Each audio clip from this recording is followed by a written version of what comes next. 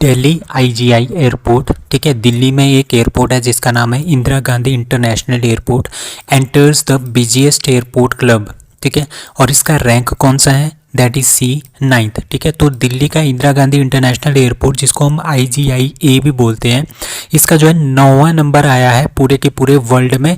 किस क्षेत्र में, बिजीएस्ट, टॉप 10 बिजीएस्ट, सबसे ज़्यादा जो बिजी रहता है, सबसे ज़्यादा जहाँ पे फ्लाइट्स वगैरह आती है, उसमें से टॉप 10 में ये शामिल हो गया है और इसका रैंक है 9th, ठीक है। तो इस लिस्ट में पहली बार कोई भी इंडिया का जो एयरपोर्ट है वो इसमें पहली बार आया है टॉप 10 लिस्ट में, ठीक है। Delhi airport is expected to handle more than 5.94 crore passengers, मतलब कि 6 करोड़ के आसपास पैसेंजर जो है वो 2022 में न्यू दिल्ली एयरपोर्ट, जो कि इंदिरा गांधी इंटरनेशनल एयरपोर्ट है, यहाँ पे एक्सपेक्ट किए गए कि यहाँ पे आए थे, ठीक है। नो चाइनीज़ एयरपोर्ट, इस लिस्ट में कोई भी चाइनीज़ एयरपोर्ट नहीं है, क्योंकि आपको पता है कि कोरोना की वजह से कोई भी वहाँ पे ट्रैवल नहीं कर रहा है, कर तो रहे हैं पर इतने ज़्यादा ट्रैवल नहीं कर रहे हैं, तो टॉप 10 लिस्ट में भी नहीं आया है। In term of traffic 5 out of 10 airports are from US, ठीक है।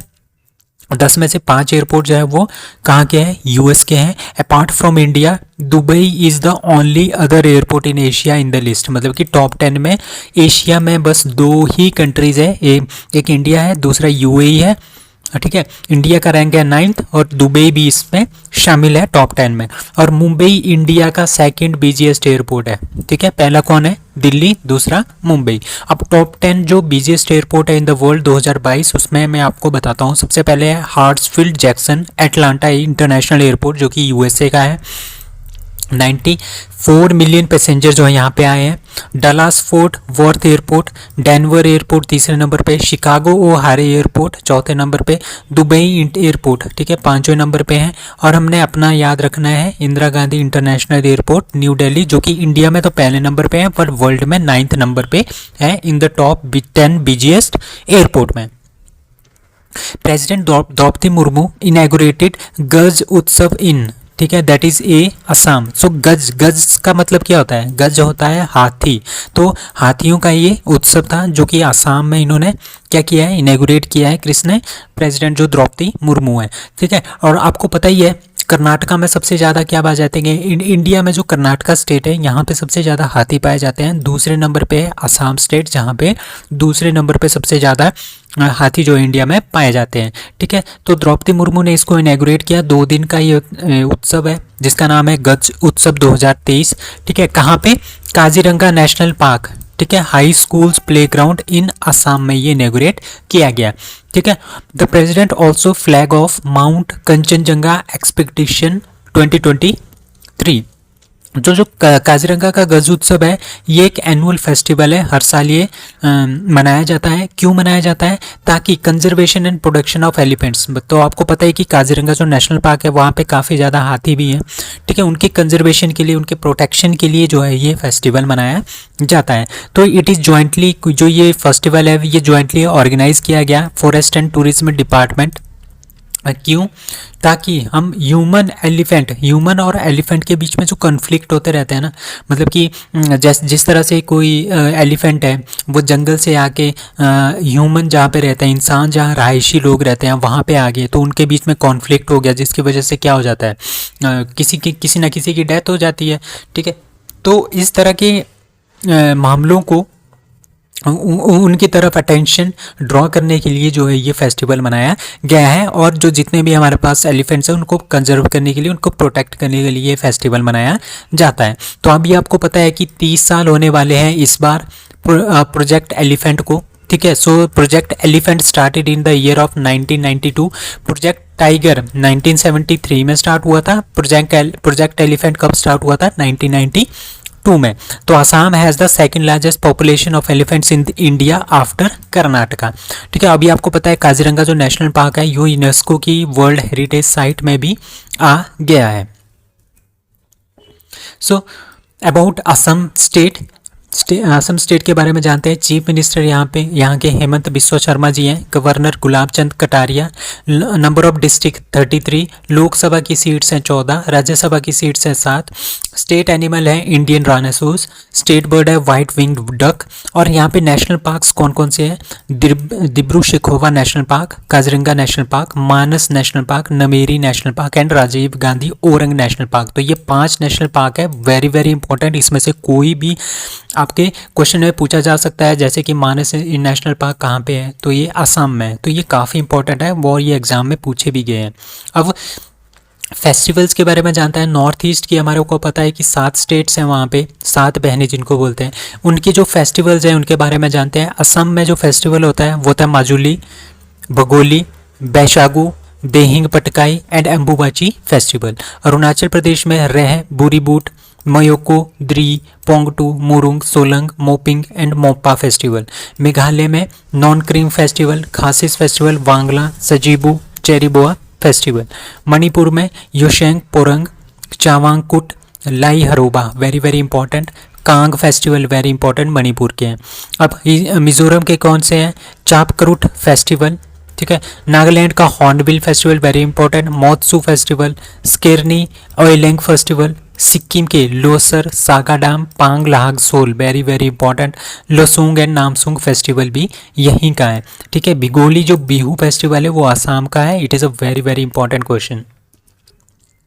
who has been re-elected as the president of UEFA। अब UEFA क्या है? UEFA का मतलब है यूरोपियन फुटबॉल एसोसिएशन, ठीक है। तो ये जो है यूरोप का जो पूरा का पूरा यूरोप है, वहाँ पे जितने भी फुटबॉल के टूर्नामेंट्स होते हैं, ठीक है, जो भी फुटबॉल की गतिविधियाँ होती हैं, वो सारी की सारी कौन देखता है? वो देखता है UEFA। इसके जो प्रेसिडेंट है, किसको री इलेक्ट किया गया? पहले भी वही थे, अब भी वही है, दैट इज़ अलेक्जेंडर सेफरिन, ठीक है। अलेक्जेंडर जो सेफरिन है वो फिर से क्या बने हैं? जिसके प्रेसिडेंट बने हैं UEFA के। ये 7th प्रेसिडेंट थे, जो कि 2016 में जिनको बनाया गया था प्रेसिडेंट, ठीक है। और उन्होंने मिचेल प्लाटिनी को रिप्लेस किया था, ठीक है। उनको फिर से री इलेक्ट कर दिया गया है 2027 तक, ठीक है। 2027 तक ये प्रेसिडेंट बने रहेंगे UEFA के, ठीक है। अपार्ट फ्रॉम यूरोपियन यूनियन, जो यूरोपियन यूनियन है, ठीक है, सॉरी यूरोपियन जो कंट्रीज़ हैं, इसके अलावा जो एशियन कंट्रीज़ हैं लाइक टर्की, अजरबैजान, जॉर्जिया और कजाकिस्तान, यहाँ पे फुटबॉल का जो रेगुलेशन है वो कौन करता है? UEFA करता है। और अब कुछ और कंट्रीज़ भी इसके अंडर आ रही है, जैसे इसराइल, साइप्रस, अर्मेनिया, ठीक है। ये सारी की सारी कंट्रीज़ जो हैं वो एशियन कंट्रीज़ है, बट ये किसके अंडर आती है? कौन इसको रेगुलेट करता है यहाँ पे फुटबॉल को? That is union of European football associations, ठीक है। तो ये कब बना था UEFA? ये बना था 15 जून 1954 को। इसका जो हेडक्वार्टर है वो है न्योन, स्विट्जरलैंड में। स्पीकर है Aleksander Ceferin. Parent organization that is FIFA, obvious ही बात है। Subsidiary that is UEFA media technologies SA। The Union Government has approved Indian Space Policy 2023 on that is 6 अप्रैल। तो 6 अप्रैल को इंडिया की जो गवर्नमेंट है उन्होंने क्या किया है? इन्होंने अप्रूव किया है इंडियन स्पेस पॉलिसी 2023। अब मैं आपको मोटा मोटा आइडियाज़ के बारे में बताऊंगा। इसका मेन रोल क्या है? इसका मेन रोल ये है कि हमने स्पेस प्रोग्राम, जो हमारे पास स्पेस प्रोग्राम है ना, स्पेस टेक्नोलॉजी है ना, उसको हमने ज़्यादा से ज़्यादा प्रमोट करना है। इसमें हमने बहुत सारी रिसर्च करनी है, एजुकेशन देनी है लोगों को, ताकि ज़्यादा से ज़्यादा स्टार्टअप्स, नए नए स्टार्टअप्स आए स्पेस इंडस्ट्री में, ठीक है। और इस इंडस्ट्री को ज़्यादा से ज़्यादा बढ़ावा मिले। तो ये चीज़ें आपने याद रखनी है, यही इसका मेन मतलब है, ठीक है। तो ये देखो यहाँ पे लिखा है to boost the country's space department, मतलब कि स्पेस के जो प्रोग्राम है इंडिया के, उनको हमने ज़्यादा से ज़्यादा इंक्रीज करना है ताकि हम नासा के लेवल तक पहुँच जाए, ठीक है। ये आपने याद रखना है। तो इसमें रिसर्च बहुत सारी होगी, एकेडमी हम करेंगे, एजुकेशन देंगे लोगों को, स्टार्टअप्स, ज़्यादा से ज़्यादा लोगों को स्टार्टअप्स करने के लिए प्रेरित करेंगे, इंडस्ट्रीज़ स्थापित करेंगे, ताकि हम ज़्यादा से ज़्यादा जो अपनी स्पेस, जो हमारे पास स्पेस टेक्नोलॉजी है, उसको हम ज़्यादा से ज़्यादा क्या कर सकें? इंक्रीज कर सकें, ठीक है। अभी आपको पता है कि इंडिया की प्रोग्रेस स्पेस एक्सप्लोरेशन में बहुत ही ज़्यादा है। चंद्रयान 2 मिशन जो है अभी लॉन्च होने वाला है, ठीक है, लॉन्च हो गया है। और गगनयान मिशन भी हमने लॉन्च किया है। ठीक है, तो अभी क्या है, गगनयान जो मिशन है इसके अंतर्गत हम एस्ट्रोनॉट को स्पेस में भेजने की तैयारी में लगे हुए हैं। तो हमने बहुत ही ज़्यादा जो है अभी तक काफ़ी सारा अचीवमेंट हासिल कर ली है, बट हमने बहुत कुछ अचीव करना है। इसके लिए इंडियन स्पेस पॉलिसी 2023 जो है वो 6 अप्रैल को स्टार्ट की गई।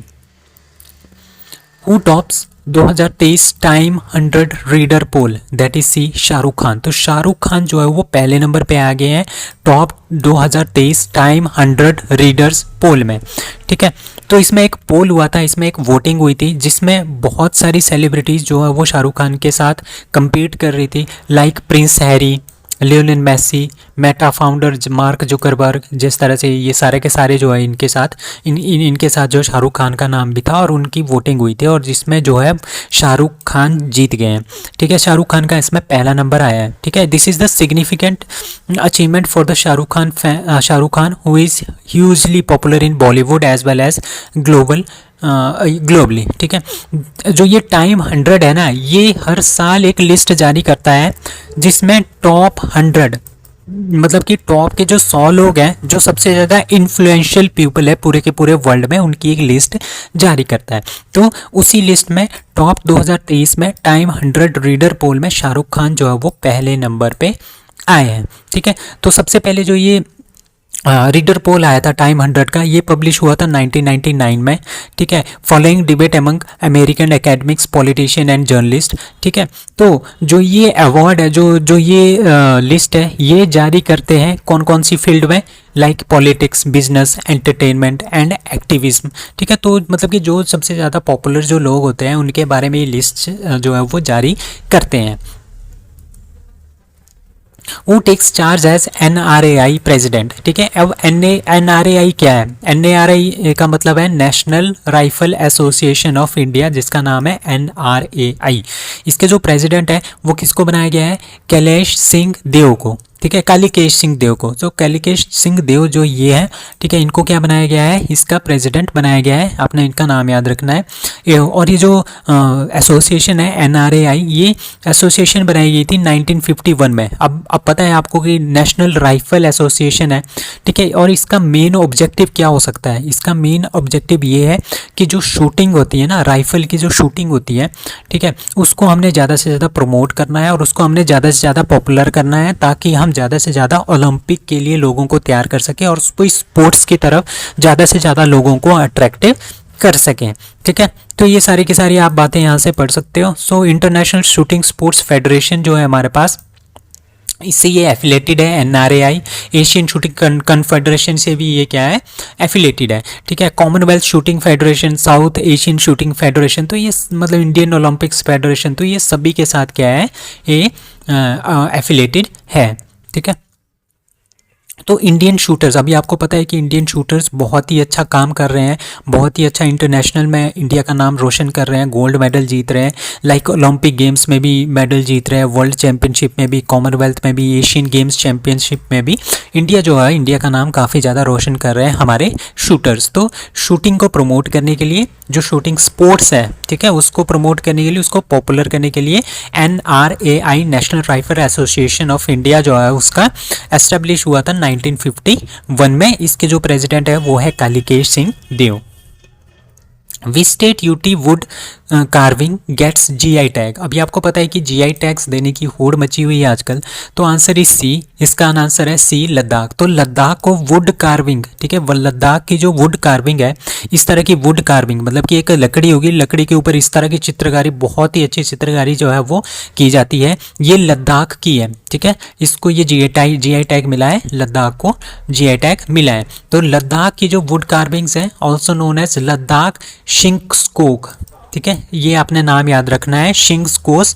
जो लद्दाख का शिंक्सकोस है उसको ये GI टैग मिला है लद्दाख को। ठीक है, तो ये पहली बार जो है वो जम्मू कश्मीर और जो लद्दाख वाला रीजन है, उनको पहली बार जो है वो GI टैग मिला है हैंडीक्राफ्ट्स में, ये हैंडीक्राफ्ट्स में आते हैं। ठीक है, वुड कार्विंग, जो ये वुड कार्विंग है ना, ये लद्दाख का ट्रेडिशनल आर्ट है, मतलब कि बहुत सालों पुराने जो पूर्वज थे वहाँ के, वो इसको बनाया करते थे वहाँ पे। ठीक है, जॉइंट मिलिट्री एक्सरसाइज जिसका नाम है ex Kavach concludes at that is B Andaman and Nicobar. तो अंडमान और निकोबार में एक्स कवच जो है वो एक्सरसाइज हो रही थी। किस किस के बीच में हो रही थी? ये हो रही थी इंडियन आर्मी के बीच में, इंडियन नेवी के बीच में, इंडियन एयरफोर्स के बीच में। ठीक है, ये तीनों थे। और चौथा क्या है? Coast guard. ठीक है, ये चारों के चारों जो है एक्स कवच जो एक्सरसाइज है, जॉइंट मिलिट्री एक्सरसाइज, जो कि अंडमान निकोबार में हो रही थी। इसका मतलब क्या है? ये सारी की सारी फोर्सेस इंडिया की ही फोर्सेस हैं। ठीक है, इंडिया के जो एयरफोर्स है, नेवी है, आर्मी है और कोस्ट गार्ड है, उन्होंने सबने मिलके क्या किया है? एक्सरसाइज की है, ताकि अगर हमारे पास बाहर से कोई अटैक हो तो हमारी जो आर्मी है, नेवी है, एयरफोर्स है, कोस्ट गार्ड है, वो आपस में मिलके उस पर्टिकुलर प्रॉब्लम को किस तरह से सॉल्व कर सकें। ठीक है, तो कमेंसिंग कब हुआ था? 23 फरवरी 2023 को, और 7 अप्रैल को ये ख़त्म हो गई थी। ठीक है, द एक्सरसाइज वाले एम्ड एट फाइन ट्यूनिंग, मतलब कि इन सभी के सभी जो हमारी डिफेंस है, army, navy, air force and coast guard, ये सब आपस में एक फाइन ट्यूनिंग रखे, अच्छे से अच्छे ट्यूनिंग रखे, ताकि एक दूसरे के साथ ऑपरेशन करने के में कोई भी प्रॉब्लम ना आए। ठीक है, तो exercise feature multi domain exercise. Multi domain ये होता है कि आर्मी वाले भी है, नेवी वाले भी है, एयरफोर्स वाले भी है, कोस्ट गार्ड भी है, तो इसको मल्टी डोमेन बोलते हैं। ठीक है, वो तो amphibious landing, airborne operation, heliborne operation, rapid entry special force of the coast. So इस तरह की ये सारी की सारी एक्सरसाइज जो है वो कंक्लूड हुई है Andaman Nicobar. Institution release the world energy transition outlook 2023 report, मतलब कि वर्ल्ड की जो एनर्जी ट्रांजिशन आउटलुक रिपोर्ट है 2023 के लिए, वो किस इंस्टीट्यूशन ने जारी की है? तो आपको यहाँ से पता चल जाएगा, इंटरनेशनल रिन्यूएबल एनर्जी एजेंसी ने इसको लॉन्च किया है। ठीक है, तो वर्ल्ड एनर्जी ट्रांजिशन आउटलुक 2023 ये जो रिपोर्ट है ये रिलीज़ की है इंटरनेशनल रिन्यूएबल एनर्जी एजेंसी ने। तो आपको पता है कि ये एनर्जी से रिलेटेड है। एनर्जी ट्रांजिशन का मतलब क्या है? मतलब कि नॉन रिन्यूएबल सोर्सेज से हम कहाँ पे आ रहे हैं आजकल? रिन्यूएबल एनर्जी सोर्सेज पे आ रहे हैं। नॉन रिन्यूएबल वो एनर्जी सोर्सेज होते हैं जो एक बार हम जिसको यूज़ करते हैं उसके बाद वो ख़त्म हो जाते हैं, लाइक कोयला। ठीक है, लिमिटेड है, लिमिटेड सप्लाई है कोयले की, एक बार जल गया, इलेक्ट्रिसिटी जनरेट हो गई, एनर्जी जनरेट हो गई, उसके बाद क्या हो जाते हैं? ख़त्म हो जाते हैं। और रिन्यूएबल में क्या आते हैं? पानी, जिस तरह से पानी है, सोलर एनर्जी है। ठीक है, तो उसको हम बार बार यूटिलाइज़ कर सकते हैं। जिस तरह से एक बार हमने पानी से बिजली बना दी, तो उसको हम फिर से रीयूज़ करके पानी से बिजली बना सकते हैं। जैसे सोलर एनर्जी, सन की रेडिएशन से भी हम एनर्जी बना सकते हैं, तो कंटिन्यूसली हम बनाते जा सकते हैं। तो इसको बोलते हैं रिन्यूएबल एनर्जी रिसोर्सेज। तो एनर्जी ट्रांजिशन हो रही है non renewable to renewable resources की तरफ। ठीक है, कितना चेंज हो रही है? ठीक है, वही उसी के अकॉर्डिंगली ये रिपोर्ट है, this is world energy transition outlook report 2023 which is launched bye international renewable energy agency. ठीक है, और इस रिपोर्ट में ये बोला गया है कि while significant progress has been made toward the increasing renewable energy generation, मतलब कि ज़्यादा से ज़्यादा हम पूरा का पूरा वर्ल्ड अब रिन्यूएबल एनर्जी की तरफ जा रहा है। ठीक है, बट अभी भी the global energy transition is still falling short of 1.5 degree pathway, मतलब कि अभी क्या था, जो COP21 शायद, हाँ COP जो 21 हुआ था 2015 में, पेरिस एग्रीमेंट भी हुआ था। ठीक है, पेरिस में हुआ था COP21, उसमें ये बोला गया था कि हमने ग्लोबल वार्मिंग को 2 डिग्री कम करना है। ठीक है, और प्रेफरेबली हमने 1.5 डिग्री जो है वो बढ़ने नहीं देना है, मतलब कि इतना ज़्यादा टेम्परेचर जो है वो इंक्रीज़ नहीं होना चाहिए। जो मैक्सिमम लिमिट होती है ना, उससे आगे वाली बात बोल रहे हैं कि जो एवरेज टेम्परेचर है अर्थ का, वो हमने 2 डिग्री या फिर 1.5 डिग्री से नीचे ही इंक्रीज़ करना है, नीचे ही इसको रखना है, ये लिमिट थी। But the global energy transition की जो ये रिपोर्ट है, उन्होंने बोला है that the global energy transition is still falling short of the 1.5 degree pathway. ठीक है, और इस रिपोर्ट में ये भी बोला गया है कि आज हम 3000 गीगावाट एनर्जी जो है वो जनरेट कर रहे हैं रिन्यूएबल एनर्जी सोर्सेज से। ठीक है, उसको हम इंक्रीज कर देंगे 10,000 गीगावाट तक। कब तक? 2030 तक। ठीक है, एन एवरेज ऑफ वो 1000 गीगावाट एनुअली, मतलब कि हर साल हम 1000 गीगावाट की एनर्जी जो है जनरेट करेंगे। ठीक है, इस तरह से हम 10,000 गीगावाट की एनर्जी तक पहुंच जाएंगे 2030 तक। ठीक है, अभी देखो बहुत सारी कंट्रीज़ हैं, उन्होंने ये बोला है कि हमने नेट जीरो। ठीक है, टेम्परेचर बढ़ता कैसे है? टेम्परेचर बढ़ता है ग्लोबल वार्मिंग की वजह से। ठीक है, ग्लोबल वार्मिंग किससे होता है? Non renewable energy resources like कोयले की वजह से, उससे बहुत सारी गैसेस निकलती है। ठीक है, तो इस तरह की CO2 निकलती है, कार्बन डाइऑक्साइड निकलती है, ग्लोबल वार्मिंग गैसेस निकलती है, ग्रीन हाउस गैसेस निकलती है। तो इन ग्रीन हाउस गैसेस को हमने कम रखना है। ठीक है, ताकि हमारा जो एवरेज टेम्परेचर है वो 2 डिग्री या 1.5 डिग्री से इंक्रीज ना हो अर्थ का। ठीक है, तो कुछ एक कंट्रीज़ ने COP21 पेरिस एग्रीमेंट 2015 में ये भी बोला था कि हम CO2 एमिशन को जीरो कर देंगे। ठीक है, 2050 तक। But carbon emission zero, net zero करने का इंडिया का टारगेट है 2070। ये भी आपने याद रखना है। Which Indian state organized the Food Conclave 2023 brainstorming event? That is C, Telangana. सो तेलंगाना ने ये फूड कॉन्क्लेव 2023 ब्रेनस्टॉर्मिंग इवेंट जो है वो ऑर्गेनाइज किया है। ठीक है, the event will bring together top 100 agri food industry, मतलब कि पूरे के पूरे इंडिया में जितने भी 100 टॉप के जो 100 एग्री फूड इंडस्ट्रीज़ हैं, उनके जो लीडर्स हैं उनको इकट्ठा करेंगे।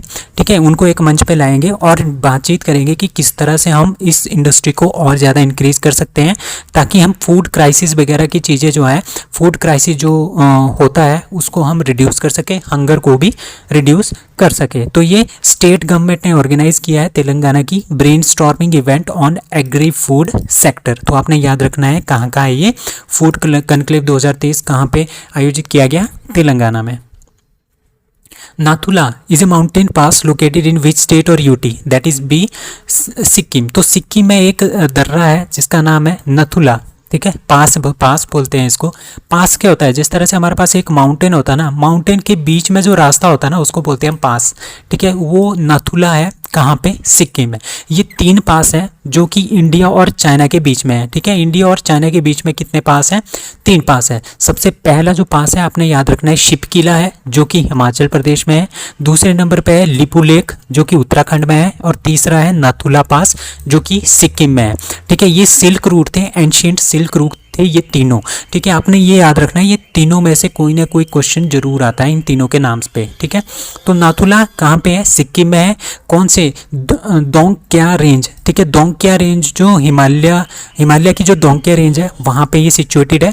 ठीक है, Tibet and Indian state Sikkim and West Bengal को ये जोड़ता है। ठीक है, तो अब न्यूज़ में क्यों था? ठीक है, जो ये एवलांचे है यहाँ पे बहुत सारे, सॉरी जो ये पास है यहाँ पे बहुत सारे जो है यात्री जाते हैं, टूरिज्म भी बहुत ज़्यादा यहाँ पे प्रमोट किया जाता है।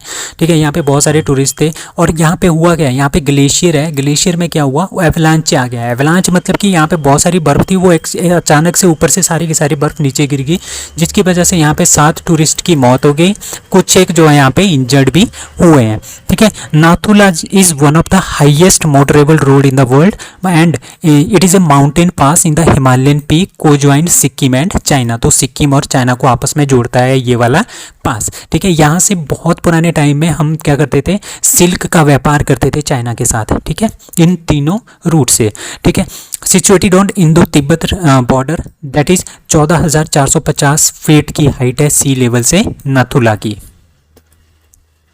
So which company was awarded the best production process development award as a part of the vaccine industry excellence? ठीक है, वैक्सीन बनाने की इंडस्ट्री में जो एक्सेलेंस हासिल की है, ठीक है, उसमें किस कंपनी को बेस्ट प्रोडक्शन प्रोसेस डेवलपमेंट का अवार्ड मिला है? That is a Bharat biotech. तो भारत बायोटेक इंडिया की एक ही ऐसी कंपनी थी जो कि नॉमिनेट हुई थी इसके लिए। ठीक है, वर्ल्ड वैक्सीन कांग्रेस 2023 के लिए एक ही इंडिया की कंपनी थी भारत बायोटेक जिसको नॉमिनेट किया गया था।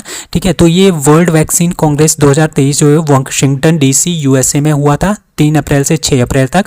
तो भारत बायोटेक के इसमें best production process development award मिला है। ठीक है, तो ये भारत बायोटेक है, इसका हेडक्वार्टर कहाँ पे है? हैदराबाद में। और ये एक ही इंडियन कंपनी थी जो कि नॉमिनेट की गई थी VIE अवार्ड में। ठीक है, VI मतलब वैक्सीन इंडस्ट्री एक्सेलेंस के अवार्ड में। कौन कौन सी कैटेगरी में? बेस्ट क्लिनिकल ट्रायल कंपनी में भी इसको नॉमिनेट किया गया था, बेस्ट क्लिनिकल ट्रायल नेटवर्क में भी, बेस्ट सेंट्रल स्पेशलिटी लेबोरेटरी में भी, बेस्ट कॉन्ट्रैक्ट सर्च ऑर्गेनाइजेशन में भी, बेस्ट प्रोडक्शन प्रोसेस डेवलपमेंट में भी, और बहुत सारी इस तरह की नॉमिनेट्स थी जिसमें इनको नॉमिनेट किया गया था और इसको बेस्ट प्रोडक्शन प्रोसेस का अवार्ड भी मिला है। ठीक है, तो आपने याद रखना है भारत बायोटेक ने वर्ल्ड की सबसे पहली इंट्रानेजल कोविड-19 वैक्सीन जिसका नाम है इनोवैक वो बनाई थी। ये काफ़ी इंपॉर्टेंट क्वेश्चन है, ये आपने याद रखना है।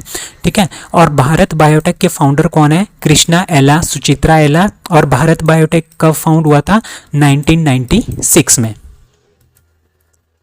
वो launched the international big cat alliance. अभी कुछ दिन पहले मैंने आपको एक खबर सुनाई थी कि इंटरनेशनल जो बिग कैट अलायंस है वो कौन बनाने जा रहा है? इंडिया बनाने जा रहा है। अभी क्या हुआ? नरेंद्र मोदी जी ने इसको लॉन्च ही कर दिया है। ठीक है, तो नरेंद्र मोदी ने लॉन्च किया है international big cat alliance IBCA। अब आपको इसके नाम से ही पता चल रहा है बिग कैट अलायंस मतलब कि जो 7 स्पीशीज होती है ना बिग कैट की, बड़ी बिल्लियों की, like tiger, lion, leopard, snow leopard, puma, jaguar और चीता, तो ये 7 कैटेगरी है किसकी? बिग कैट की, बड़ी बिल्लियों की। ठीक है, इसका इंटरनेशनल बिग कैट अलायंस जो है किसने बनाया है? इंडिया ने बनाया है और इसको इनैगोरेट किया है नरेंद्र मोदी जी ने। ठीक है, अब इसमें बहुत सारे देश जो है वो भी आकर क्या करेंगे? जुड़ेंगे। ठीक है, क्यों करेंगे? क्यों बनाया है ये? जो ये tiger, lion, leopard, snow leopard, puma, jaguar और चीता है ना, इनकी जो इनको क्या होती है? इनको मार के इनकी पोचिंग की जाती है, इनकी खाल बेची जाती है और इनकी संख्या प्रतिदिन क्या हो रही है? कम होती जा रही है, जिसकी वजह से इनको कंजर्व करने के लिए, इनको बचाने के लिए ये इनिशिएटिव जो है लिया गया है इंडिया की तरफ से। तो आपने इसका नाम याद रखना है। इसमें बहुत सारी कंट्रीज अभी आगे के टाइम में क्या होगी? जुड़ेंगी, like Indonesia, Brazil, South Africa, इनके साथ भी बात की जाएगी। ठीक है, ताकि जो इंडोनेशिया, ब्राज़ील और साउथ अफ्रीका है ना, यहाँ पे बहुत सारी बिग कैट्स होती हैं, लायन, टाइगर्स वगैरह, ये काफ़ी ज़्यादा पाए जाते हैं। तो ये किस तरह से वहाँ पे इनको रखते हैं, किस तरह से कंजर्व करते हैं, तो आपस में नॉलेज शेयर भी की जाएगी, कोलेब्रेशन भी की जाएगी, गवर्नमेंट टू गवर्नमेंट बातचीत होगी, NGOs भी इसमें आएंगे। अभी आप देखना इसमें बहुत सारे देश जो है वो भी जुड़ने वाले हैं आने वाले टाइम में। Who wins international prize in statistics 2023? ठीक है, 2023 का जो इंटरनेशनल प्राइज है स्टैटिस्टिक्स में वो किसको मिला है? That is CR Rao ji को मिला है। तो ये इंडो अमेरिकन है। ठीक है, इनका जन्म इंडिया के कर्नाटका में हुआ था 1920 में, बट उसके बाद ये इन्होंने अमेरिका की सिटीजनशिप ले ली है। ठीक है, अब ये अमेरिकन सिटीजन है और ये यहाँ पे प्रोफेसर है department of Pennsylvania state university. ठीक है, पेंसिल्वेनिया स्टेट यूनिवर्सिटी के ये प्रोफेसर है। ठीक है, CR राव, इनको मिला है 2023 का इंटरनेशनल प्राइज इन स्टैटिस्टिक्स। ठीक है, तो ये स्टैटिस्टिक्स का नोबेल प्राइज भी माना जाता है। ठीक है, बहुत हाई लेवल का प्राइज होता है ये। ठीक है, तो ये मिला है CR राव जी को, दैट इज कल्यापुडी राधाकृष्णन राव जी, इनका पूरा नाम है CR राव। ठीक है, ये इंडियन ओरिजिन के हैं बट अमेरिका में रहते हैं, अमेरिकन सिटीजन है। ठीक है, तो ये जो इंटरनेशनल प्राइज ऑफ स्टैटिस्टिक्स है ये 2016 से देना स्टार्ट किया था। ठीक है, हर 2 साल में ये एक बार दिया जाता है। ठीक है, 2 साल में एक बार, आपने नाम याद रखना है, ये हर साल नहीं दिया जाता, 2 साल में एक बार दिया जाता है। किसको दिया जाता है? या तो किसी इंडिविजुअल पर्सन को दिया जाता है या फिर किसी ऑर्गेनाइजेशन को दिया जाता है जिन्होंने बहुत ही अच्छा कॉन्ट्रीब्यूशन किया हो साइंस, टेक्नोलॉजी और ह्यूमन की लाइफ में थ्रू स्टैटिस्टिक्स के थ्रू। ठीक है, तो इसमें बहुत सारी ऑर्गेनाइजेशन, लाइक 5 मेजर ऑर्गेनाइजेशन होती है, इंटरनेशनल स्टैटिस्टिक्स ऑर्गेनाइजेशन है पूरे के पूरे वर्ल्ड की 5, वो आपस में मिलके ये जो है अवार्ड देती है। ठीक है, तो इसमें $80,000 का कैश प्राइज भी दिया जाता है। ठीक है, और ये कहाँ दिया जाएगा? International Statistical Institute World Statistic Congress in Ottawa Canada में जुलाई में ये अवार्ड जो है इनको दिया जाएगा, international prize in statistics 2023 to CR Rao. India, Bangladesh, Japan to hold connectivity meet in that is Tripura. तो इंडिया, बांग्लादेश और जापान आपस में ट्रेड करने के लिए, ठीक है, आपस में ट्रेड करने के लिए इनकी एक मीटिंग जो है वो त्रिपुरा में होने वाली है। तो इंडिया, बांग्लादेश और जापान। ठीक है, तो जापान क्या है, जापान ट्रेडर है। ठीक है, इंडिया की नॉर्थ ईस्ट स्टेट में, और जो आपको पता है कि इंडिया की नॉर्थ ईस्ट स्टेट्स हैं, और नॉर्थ ईस्ट स्टेट्स के साथ क्या आता है, बांग्लादेश आता है। तो बांग्लादेश और नॉर्थ ईस्ट स्टेट के साथ जो है अच्छे से ट्रेड को, व्यापार को फैलाने के लिए जापान जो है इन दोनों देशों के साथ बातचीत कर रहा है। तो ये बातचीत कहाँ पे होगी, त्रिपुरा में होगी। तो इसमें कौन कौन पार्टिसिपेट करेगा, जापान, बांग्लादेश एंड इंडिया। ठीक है, कहाँ पे, त्रिपुरा में। इसमें हमारे पास इंडिया के minister of external affair, state minister for foreign affairs, ठीक है, और जो बांग्लादेश के हैं वो इसमें पार्टिसिपेट करेंगे, और जापान की तरफ से भी डेलीगेट्स आएंगे, वो भी इसमें पार्टिसिपेट करेंगे कि किस तरह से हमने कनेक्टिविटी को इंक्रीज़ करना है India, north east India, Bangladesh और जापान के बीच में किस तरह से हमने ट्रेड को बढ़ाना है, किस तरह से हमने कनेक्टिविटी को इंक्रीज़ करना है। The Indian Air Force Rafale fighter jets to be participating in military exercise in that is France that involves thousands of NATO troops। तो फ्रांस में एक मिलिट्री एक्सरसाइज हो रही है। ठीक है, उसमें नाटो के देश हैं वो भी इसमें पार्टिसिपेट कर रहे हैं। मतलब कि नाटो जो है ट्रूप्स हैं, नाटो की जो ट्रूप्स हैं, नाटो की जो आर्मीज़ हैं, ठीक है, वो उसमें पार्टिसिपेट करेंगी। और इंडिया का एयरफोर्स का जो राफेल फाइटर जेट है वो भी इसमें पार्टिसिपेट करेगा। और ये एक्सरसाइज कहाँ पे होगी, फ्रांस में होगी। तो ये कब होगी, मिड अप्रैल टू पार्टिसिपेट, मतलब कि मिड अप्रैल में ये होगी। कहाँ पे, ओरियन 23 इसका नाम है। ठीक है, ओरियन 23 इसका नाम है। कहाँ पे होगी, फ्रांस में होगी। नाटो के देश भी आएंगे, फ्रांस भी होगा, और इंडिया भी इसमें पार्टिसिपेट कर रहा है। और इंडिया की तरफ से राफेल फाइटर जेट जो है वो पार्टिसिपेट कर रहा है। ठीक है, इसमें हमारे पास ग्राउंड की ट्रूप्स जो आर्मी वाले हैं वो भी आएंगे, वॉरशिप्स भी आएंगे, ठीक है, एयरक्राफ्ट कैरियर भी आएंगे, कॉम्बैक्ट एयरक्राफ्ट भी आएंगे। तो सारे के सारे आपस में मिलकर क्या करेंगे, एक एक्सरसाइज करेंगे। ओवर 7,000 नाटो ट्रूप्स इसमें पार्टिसिपेट करेंगे। ठीक है, इंडियन एयरफोर्स की तरफ से राफेल फाइटर जेट जैसे बताया गया है, ठीक है, वो पार्टिसिपेट करेगा। ठीक है, और ऑल्सो इंडियन की जो एयरफोर्स है वो एक्सरसाइज स्कोप इंडिया जो है वो उसमें भी पार्टिसिपेट करेगा। कहाँ पे, कलाईकुंडा, वेस्ट बंगाल में 10 अप्रैल से। ठीक है, जिसमें अमेरिकन F-15 भी फाइटर प्लेन्स भी इसमें पार्टिसिपेट करेंगे। ठीक है, तो आपने ये याद रखना है। तो नाटो के जो ट्रूप्स हैं और फ्रांस है इंडिया के साथ मिलके, इंडिया का जो एयरफोर्स का राफेल फाइटर जेट है वो इसमें पार्टिसिपेट कर रहा है ओरियन 23 में। अब कुछ जीआई टैग्स हैं। आपको पता है कि काफ़ी दिनों से मैं जीआई टैग्स के बारे में बता रहा हूँ आपको। तो इसमें बहुत सारे ऐसे जीआई टैग्स हैं, ठीक है, जो इम्पॉर्टेंट है, आपने याद रखने हैं। जैसे आसाम को जो जीआई टैग मिला है वो मिला है काजी नेमू में, अरुणाचल प्रदेश का इडू मिश्मी, गोवा खोला चिली, जम्मू कश्मीर को मिला है कश्मीरी सैफरन के लिए, मणिपुर को मणिपुरी ब्लैक राइस, मिजोरम को मिजो पोंचेई, मिजोरम को तवाई फुलम एंड मिजोरम को पांडुलम।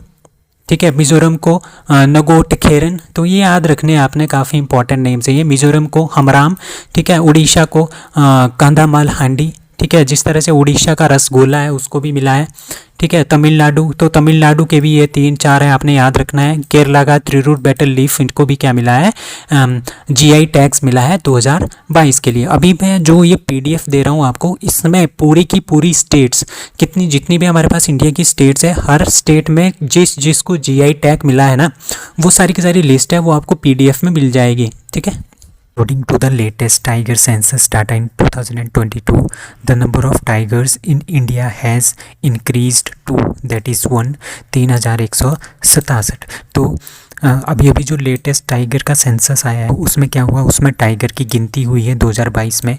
उसमें क्या बताया गया है, जो नंबर ऑफ़ टाइगर्स है वो कितने हो गए हैं, 3,167 पूरे के पूरे इंडिया में हो गए हैं। ठीक है, 2006 में ये थे 1,411, 2010 में ये थे 1,706, 2014 में ये थे 2,226 और 2018 में थे 2,967। तो अभी कितने हो गए हैं, 200 और इंक्रीज़ हो गए हैं, दैट इज़ 3,167 जो है ये हो गए हैं 2022 में। ठीक है। तो प्राइम मिनिस्टर अभी अभी मैंने आपको एक न्यूज़ पढ़ाई थी कि इंटरनेशनल बिग कैट अलायंस जो है प्राइम मिनिस्टर नरेंद्र मोदी ने स्टार्ट की है, ठीक है, to protect the 7 big cats, जो 7 जो बड़ी बिल्लियाँ होती हैं जिसमें टाइगर्स भी आते हैं, ठीक है, उसके लिए इंटरनेशनल बिग कैट अलायंस जो है वो लॉन्च की है, ठीक है। अभी अभी हमारे पास कुछ दिन पहले ये न्यूज़ भी थी कि 50 साल हमने पूरे किए हैं प्रोजेक्ट टाइगर के अंडर, जो कि स्टार्ट हुआ था 1973 के अंदर। तो टाइगर को बचाने के लिए हम बहुत ही ज़्यादा क्या कर रहे हैं, प्रयास कर रहे हैं, और नंबर ऑफ़ टाइगर्स भी हमने इंक्रीज़ कर दिए हैं, ठीक है। तो prime minister has also released a booklet जिसका नाम है अमृत काल का टाइगर विजन, मतलब कि आगे आने वाले 25 सालों में हमने टाइगर्स की संख्या को और ज़्यादा बढ़ाना है ताकि हमारे इकोसिस्टम क्या बना रहे, बैलेंस बना रहे, ठीक है। तो प्रोजेक्ट टाइगर कब स्टार्ट हुआ था? 1973 में स्टार्ट हुआ था। इसको union ministry of environment, forest and climate change ने इसको स्टार्ट किया था 1973 में, और अभी अभी 2023 में इसको कितने साल हो गए हैं? 50 साल हो गए हैं, ठीक है। अभी हमारे पास इंडिया में टॉप 10 स्टेट्स जिसमें सबसे हाईएस्ट पॉपुलेशन है टाइगर्स की, सबसे पहले नंबर पे है मध्य प्रदेश जिसमें 526 टाइगर है। अपनी अपनी स्टेट्स आपने याद रखनी है, और सबसे ज़्यादा जो है वो मध्य प्रदेश में है, 526 टाइगर्स, इनकी संख्या भी आपने याद रखनी है। सो कर्नाटका में कितने हैं? 524 टाइगर्स, उत्तराखंड में 442, महाराष्ट्र में 312, तमिलनाडु में 264, असम में 190, केरला में 190, उत्तर प्रदेश में 173, वेस्ट बंगाल में 88 टाइगर्स, और राजस्थान में 69 टाइगर्स जो है वो टोटल है। तो आपने याद रखना है, मध्य प्रदेश में सबसे ज़्यादा है 526, और कर्नाटका में दूसरे नंबर पे है, that is 524 tigers. World homeopathy Day is celebrated on, that is C, 11th of April, sorry that is D 10th of April. So 10 April को क्या मनाया जाता है? वर्ल्ड होम्योपैथी डे जो है वो मनाया जाता है। क्यों मनाया जाता है? क्योंकि इस दिन जो बर्थ एनिवर्सरी होती है किसकी? डॉक्टर क्रिश्चियन फ्रेडरिक सैमुअल हैमहैनमैन, ठीक है। तो इनकी क्या होती है? बर्थ एनिवर्सरी होती है। ये कौन है? ये है हमारे जिन्होंने होम्योपैथी की खोज की थी, ठीक है। तो इनको आप ये भी बोल सकते हैं CFS हैनीमैन, ठीक है। तो इनका नाम है हैनीमैन, जो फाउंडर थे होम्योपैथी के। इनके बर्थ एनिवर्सरी पे जो है 10 अप्रैल को क्या मनाया जाता है? वर्ल्ड होम्योपैथी डे मनाया जाता है, ठीक है। The central council for research in homeopathy, ये इंडिया की भी एक ब्रांच है, ठीक है। सेंट्रल काउंसिल फॉर रिसर्च जो कि रिसर्च करती है होम्योपैथी में, जो किसके अंदर आती है? मिनिस्ट्री ऑफ आयुष के अंदर आती है। सबसे पहले मिनिस्ट्री ऑफ आयुष है, मिनिस्ट्री ऑफ आयुष के अंदर आती है ministry of council for research in homeopathy. उन्होंने ये ऑर्गेनाइज किया है साइंटिफिक कॉन्फ्रेंस किसके ऊपर? होम्योपैथी के ऊपर, on the occasion in new Delhi, ठीक है। जो ये कॉन्फ्रेंस थी ये किसने इनॉग्रेट की? Vice president that is Jagdeep Dhankhar, इन्होंने इसको क्या किया? इनॉग्रेट किया। और इसकी थीम बड़ी इंपॉर्टेंट है, होम्यो परिवार, universal health, one family, very very important है ये आपने याद रखनी है, ठीक है। तो इस कॉन्फ्रेंस में ये सारी बातें हुई कि किस तरह से हमने पॉलिसी बनानी है, किस तरह से हमने एडवांसमेंट लानी है होम्योपैथी में, रिसर्च को किस तरह से हमने बढ़ावा देना है, क्लिनिकल एक्सपेरिमेंट्स कितने ज़्यादा, बहुत ज़्यादा होने चाहिए क्लिनिकल एक्सपीरियंसेस या एक्सपेरिमेंट्स होम्योपैथी के क्षेत्र में, ताकि ज़्यादा से ज़्यादा हम होम्योपैथी को क्या कर सके? इंक्रीज कर सके, ठीक है। तो CCRH जो है council, central council for research in homeopathy exchange MOU with the various homeopathy colleges and directorate of homeopathy government of Kerala के साथ इन्होंने क्या किया है? MOU भी साइन किया है इसमें रिसर्च करने के लिए, ठीक है।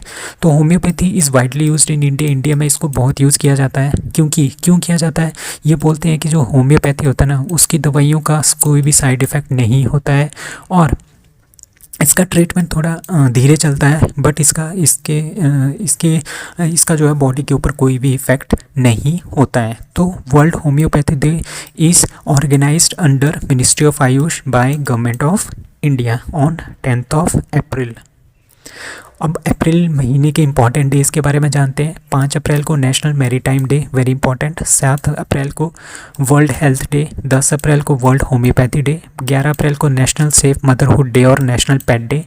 13 अप्रैल very important, Jallianwala Bagh massacre 1990 में हुआ था, 1919 में, ठीक है। 17 अप्रैल को वर्ल्ड होमोफीलिया डे। 18 और 19 अप्रैल वेरी इंपॉर्टेंट है, world heritage day and world liver day respectively. 21 अप्रैल को सेक्रेटरीज डे और नेशनल सिविल सर्विस डे।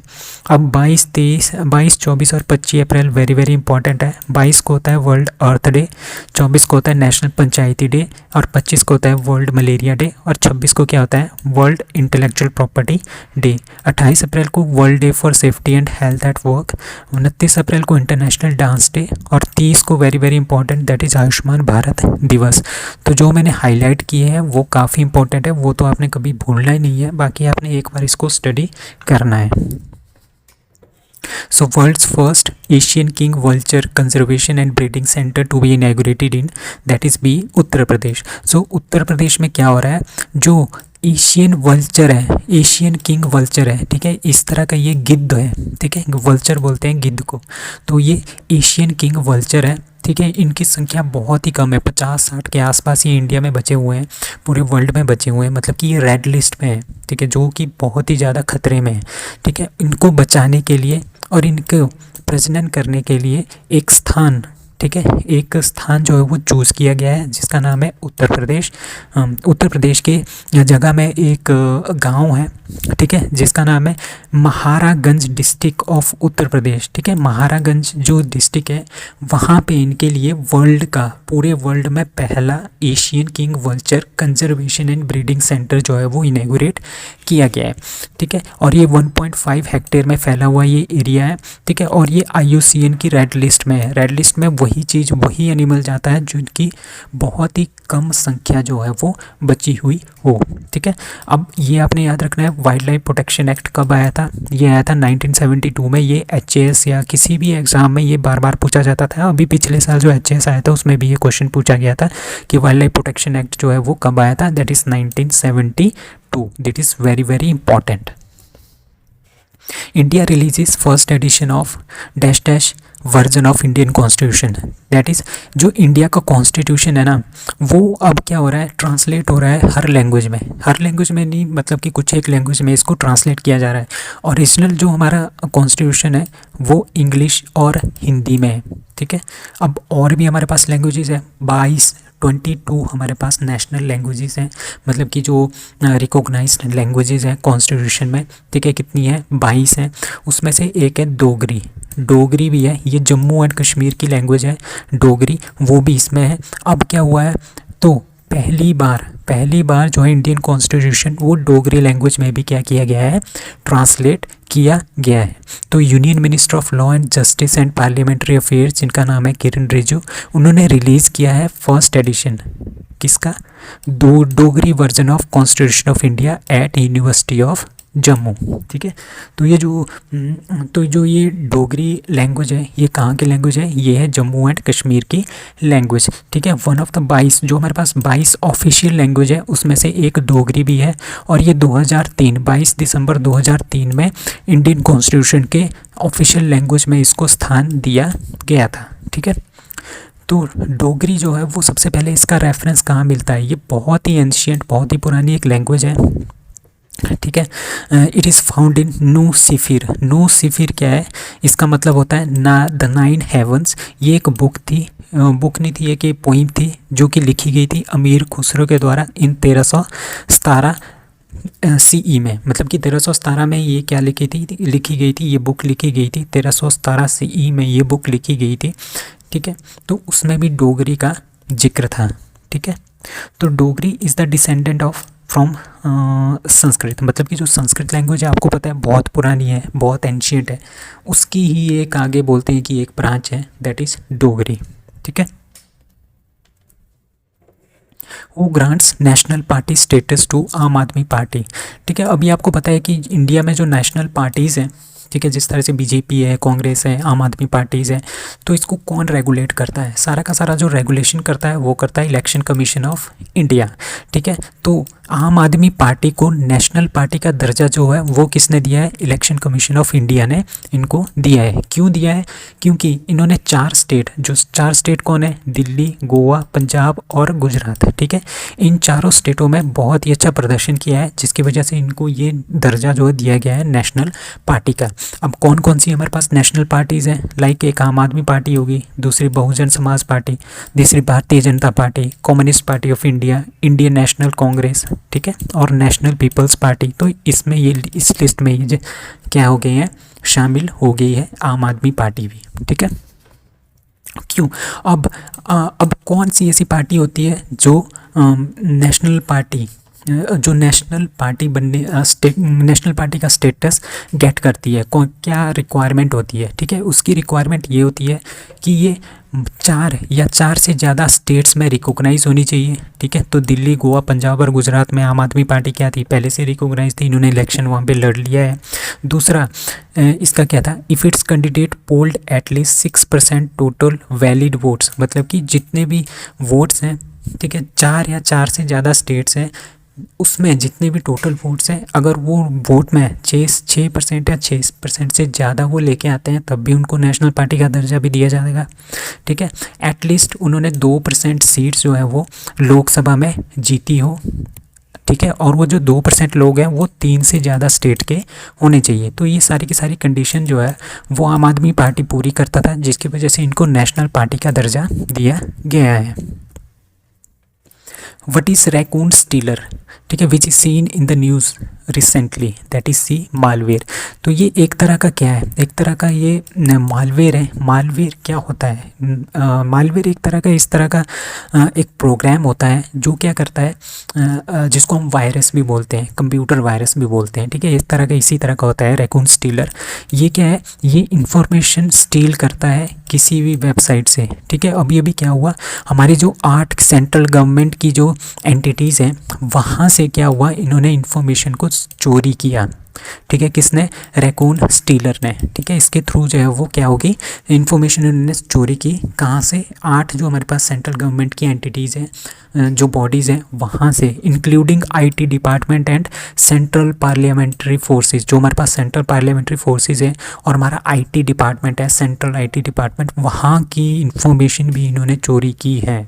तो आप खुद सोचो ये कितना बड़ा थ्रेट है किसी देश की सिक्योरिटी को लेके, ठीक है।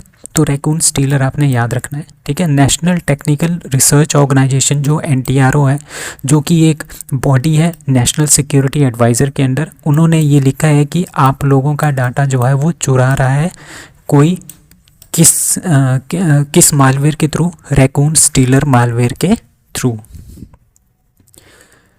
Orleans Master 2023 who wins men's single title, that is T Priyanshu Rajawat, ठीक है। प्रियांशु राजावत ने क्या जीता है? Orleans Master 2023 बैडमिंटन चैंपियनशिप जो इन्होंने जीती है, ठीक है। इन्होंने फाइनल में किसको हराया? मैग्नस जोहानसन जो कि डेनमार्क के हैं, इन्होंने उनको फाइनल में हराया है, ठीक है। ओरलीन मास्टर 2023 जो है वो फ्रांस में हुई है इस बार, ठीक है। और किसने ये करवाया है? Badminton world federation, BWF super 300 event था, किसने करवाया? बैडमिंटन वर्ल्ड फेडरेशन ने इसको करवाया, ठीक है। अब ये बैडमिंटन वर्ल्ड फेडरेशन क्या होता है?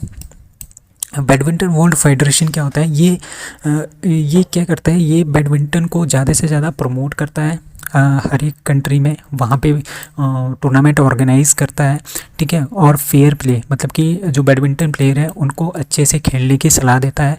अगर वो अच्छे से ना खेले, मतलब कि वॉयलेट करे उनके कोड ऑफ कंडक्ट को, रूल्स को, तो उनको पुनिश भी कर सकता है BWF।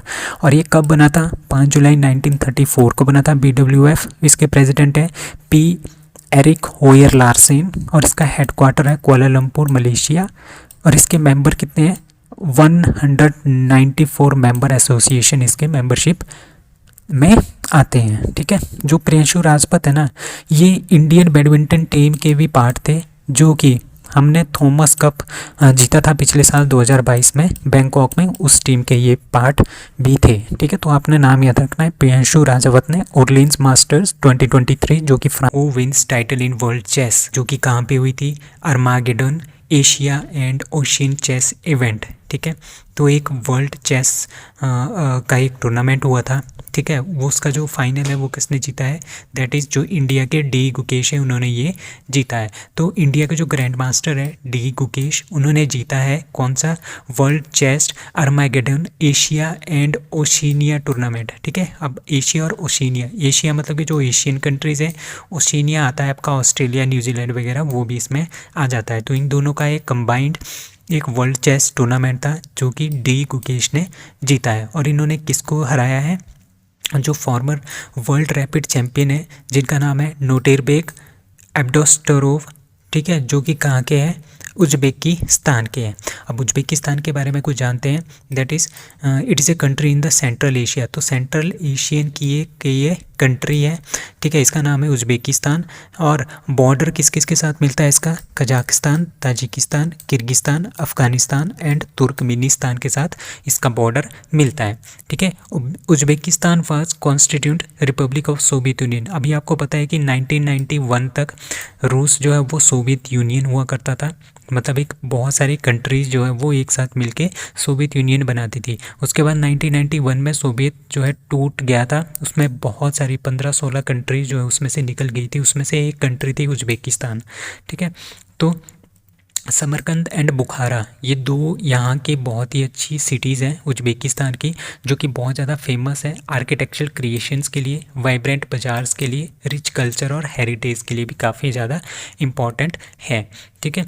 The people of Uzbekistan, जो उज्बेकिस्तान के जो पीपल है ना वो वहाँ पे सबसे ज़्यादा जो रहते हैं वो रहते हैं उज्बेक एथनिसिटी के, ठीक है। उज्बेक जो एथनिसिटी के लोग हैं वहाँ पे सबसे ज़्यादा रहते हैं और उज्बेक लैंग्वेज जो है वो बोलते हैं। अब इसकी कैपिटल कहाँ है, ताशकेंत में।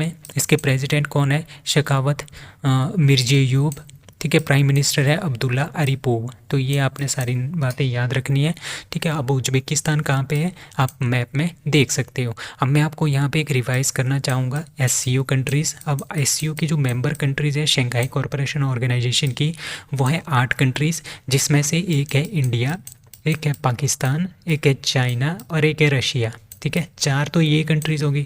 4 इसमें कौन सी आती है, सेंट्रल ईस्ट की कंट्रीज़ आती है। कौन कौन सी, कजाकिस्तान, किर्गिस्तान, ताजिकिस्तान और उज्बेकिस्तान। ये ऊपर की ये जो 4 कंट्रीज़ हैं ये इसमें आती है।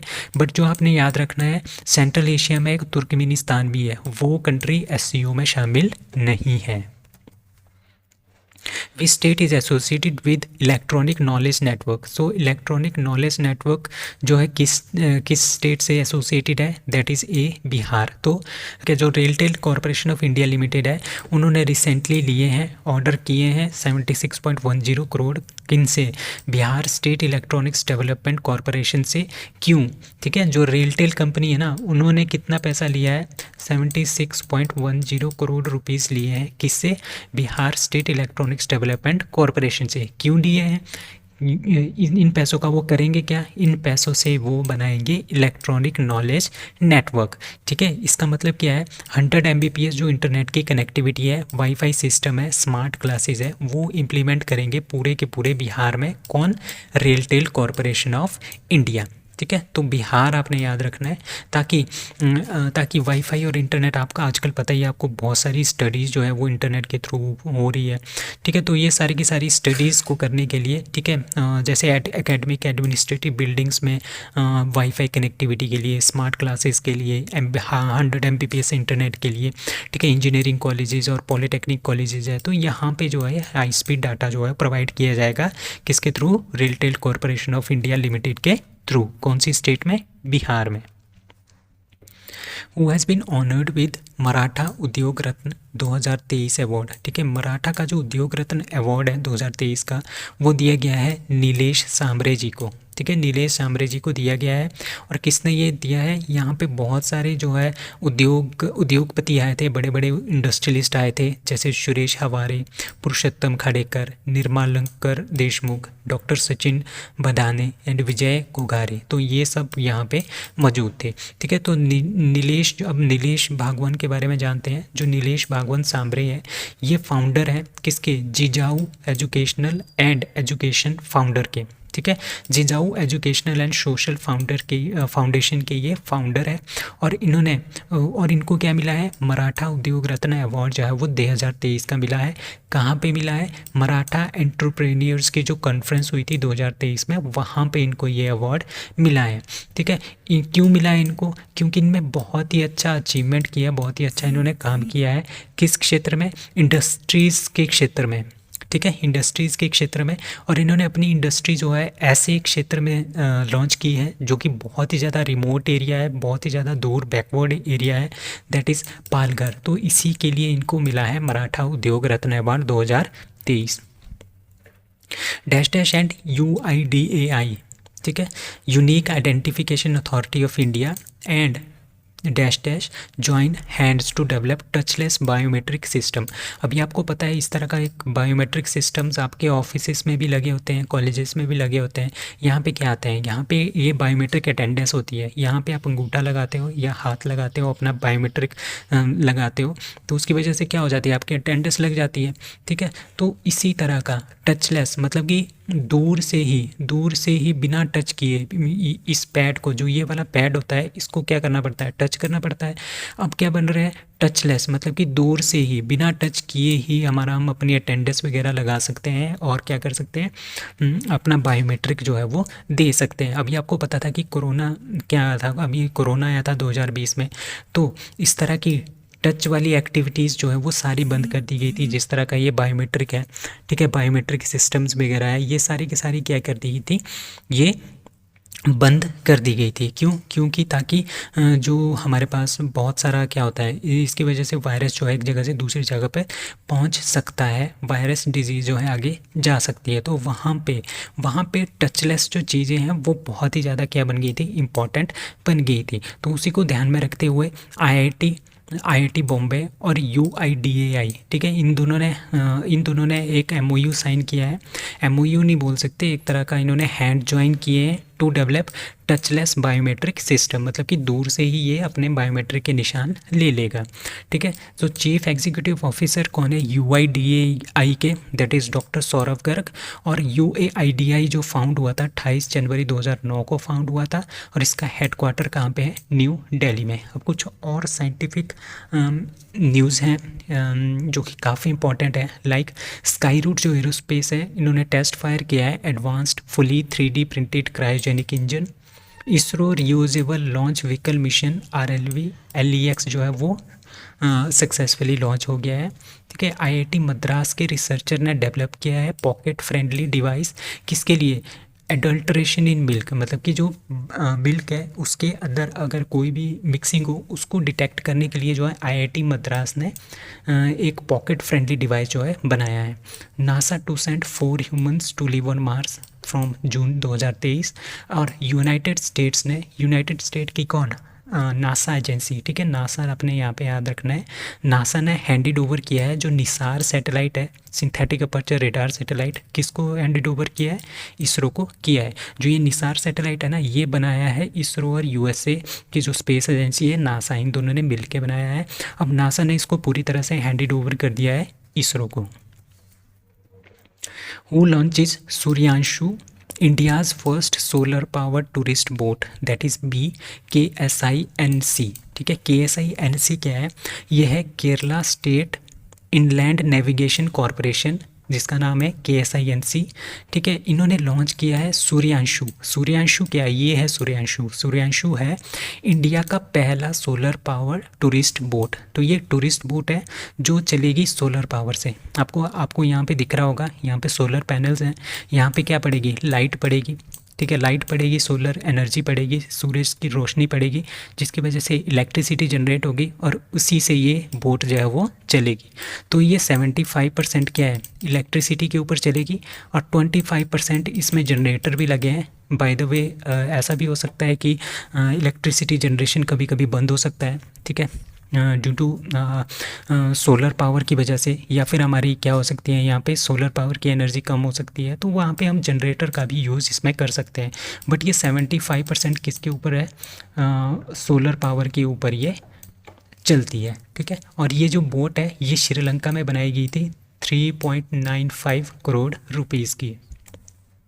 अब बहुत ही ज़्यादा इंपॉर्टेंट क्वेश्चंस हैं रिलेटेड टू केरला, जो कि 2022 से लेके, ठीक है, 2022 के सारे और अभी तक, ठीक है, जितने भी वेरी वेरी इंपॉर्टेंट क्वेश्चंस हैं रिलेटेड टू केरला वो मैंने यहाँ पे इम्प्लीमेंट कर दिए हैं। ये बहुत ही ज़्यादा इंपॉर्टेंट होने वाला है।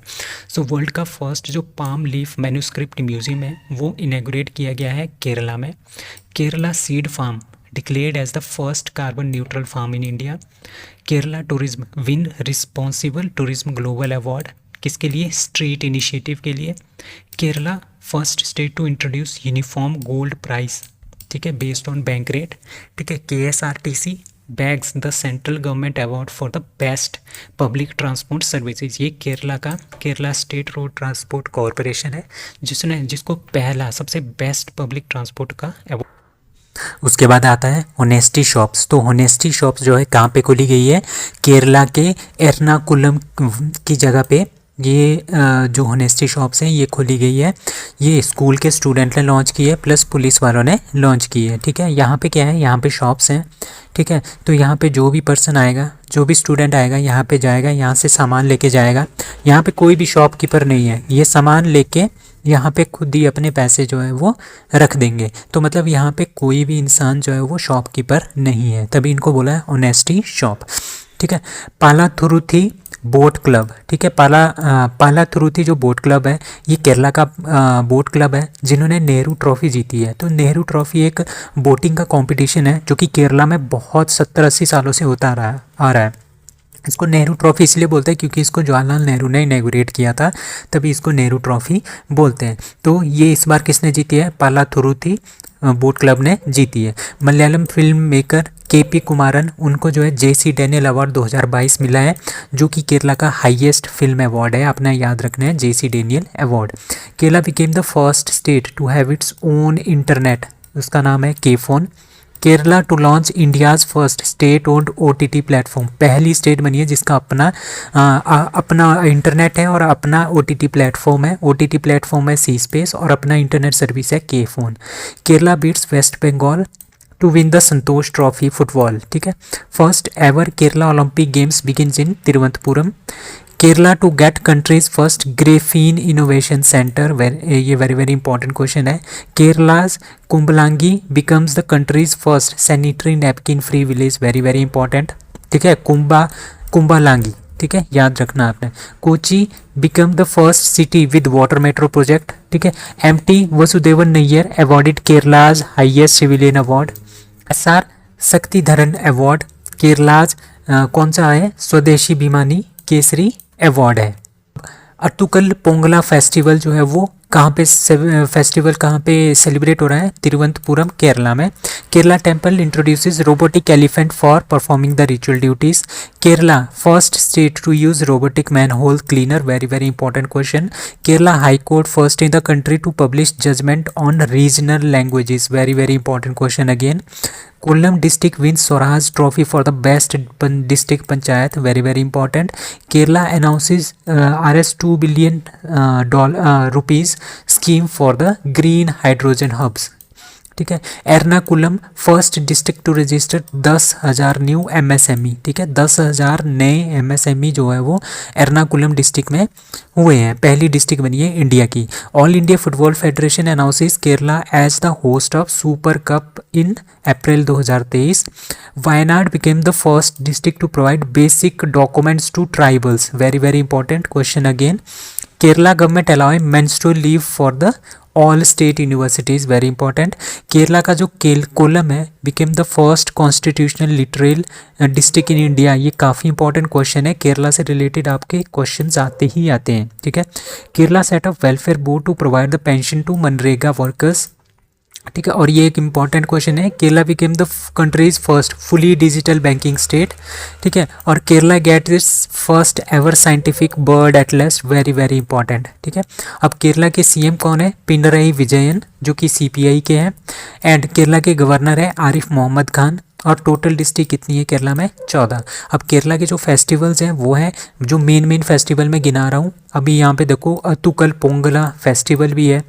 ठीक है, ओनम भी है, विशु भी है, थिरुपुरम वेरी वेरी इंपॉर्टेंट, एथेयम। तो ये चारों जो हैं क्या है, केरला के festival. Launches unified portal that is BCBN, ठीक है, सेंट्रल ब्यूरो ऑफ नारकोटिक्स जो इंडिया का है, उन्होंने लॉन्च किया है यूनिफाइड पोर्टल। कब लॉन्च किया है? 11 अप्रैल को, ठीक है। अभी आपको पता होता है कि पोर्टल का मतलब क्या होता है। पोर्टल एक तरह का वेबसाइट होता है, वेबसाइट पोर्टल होता है, web portal.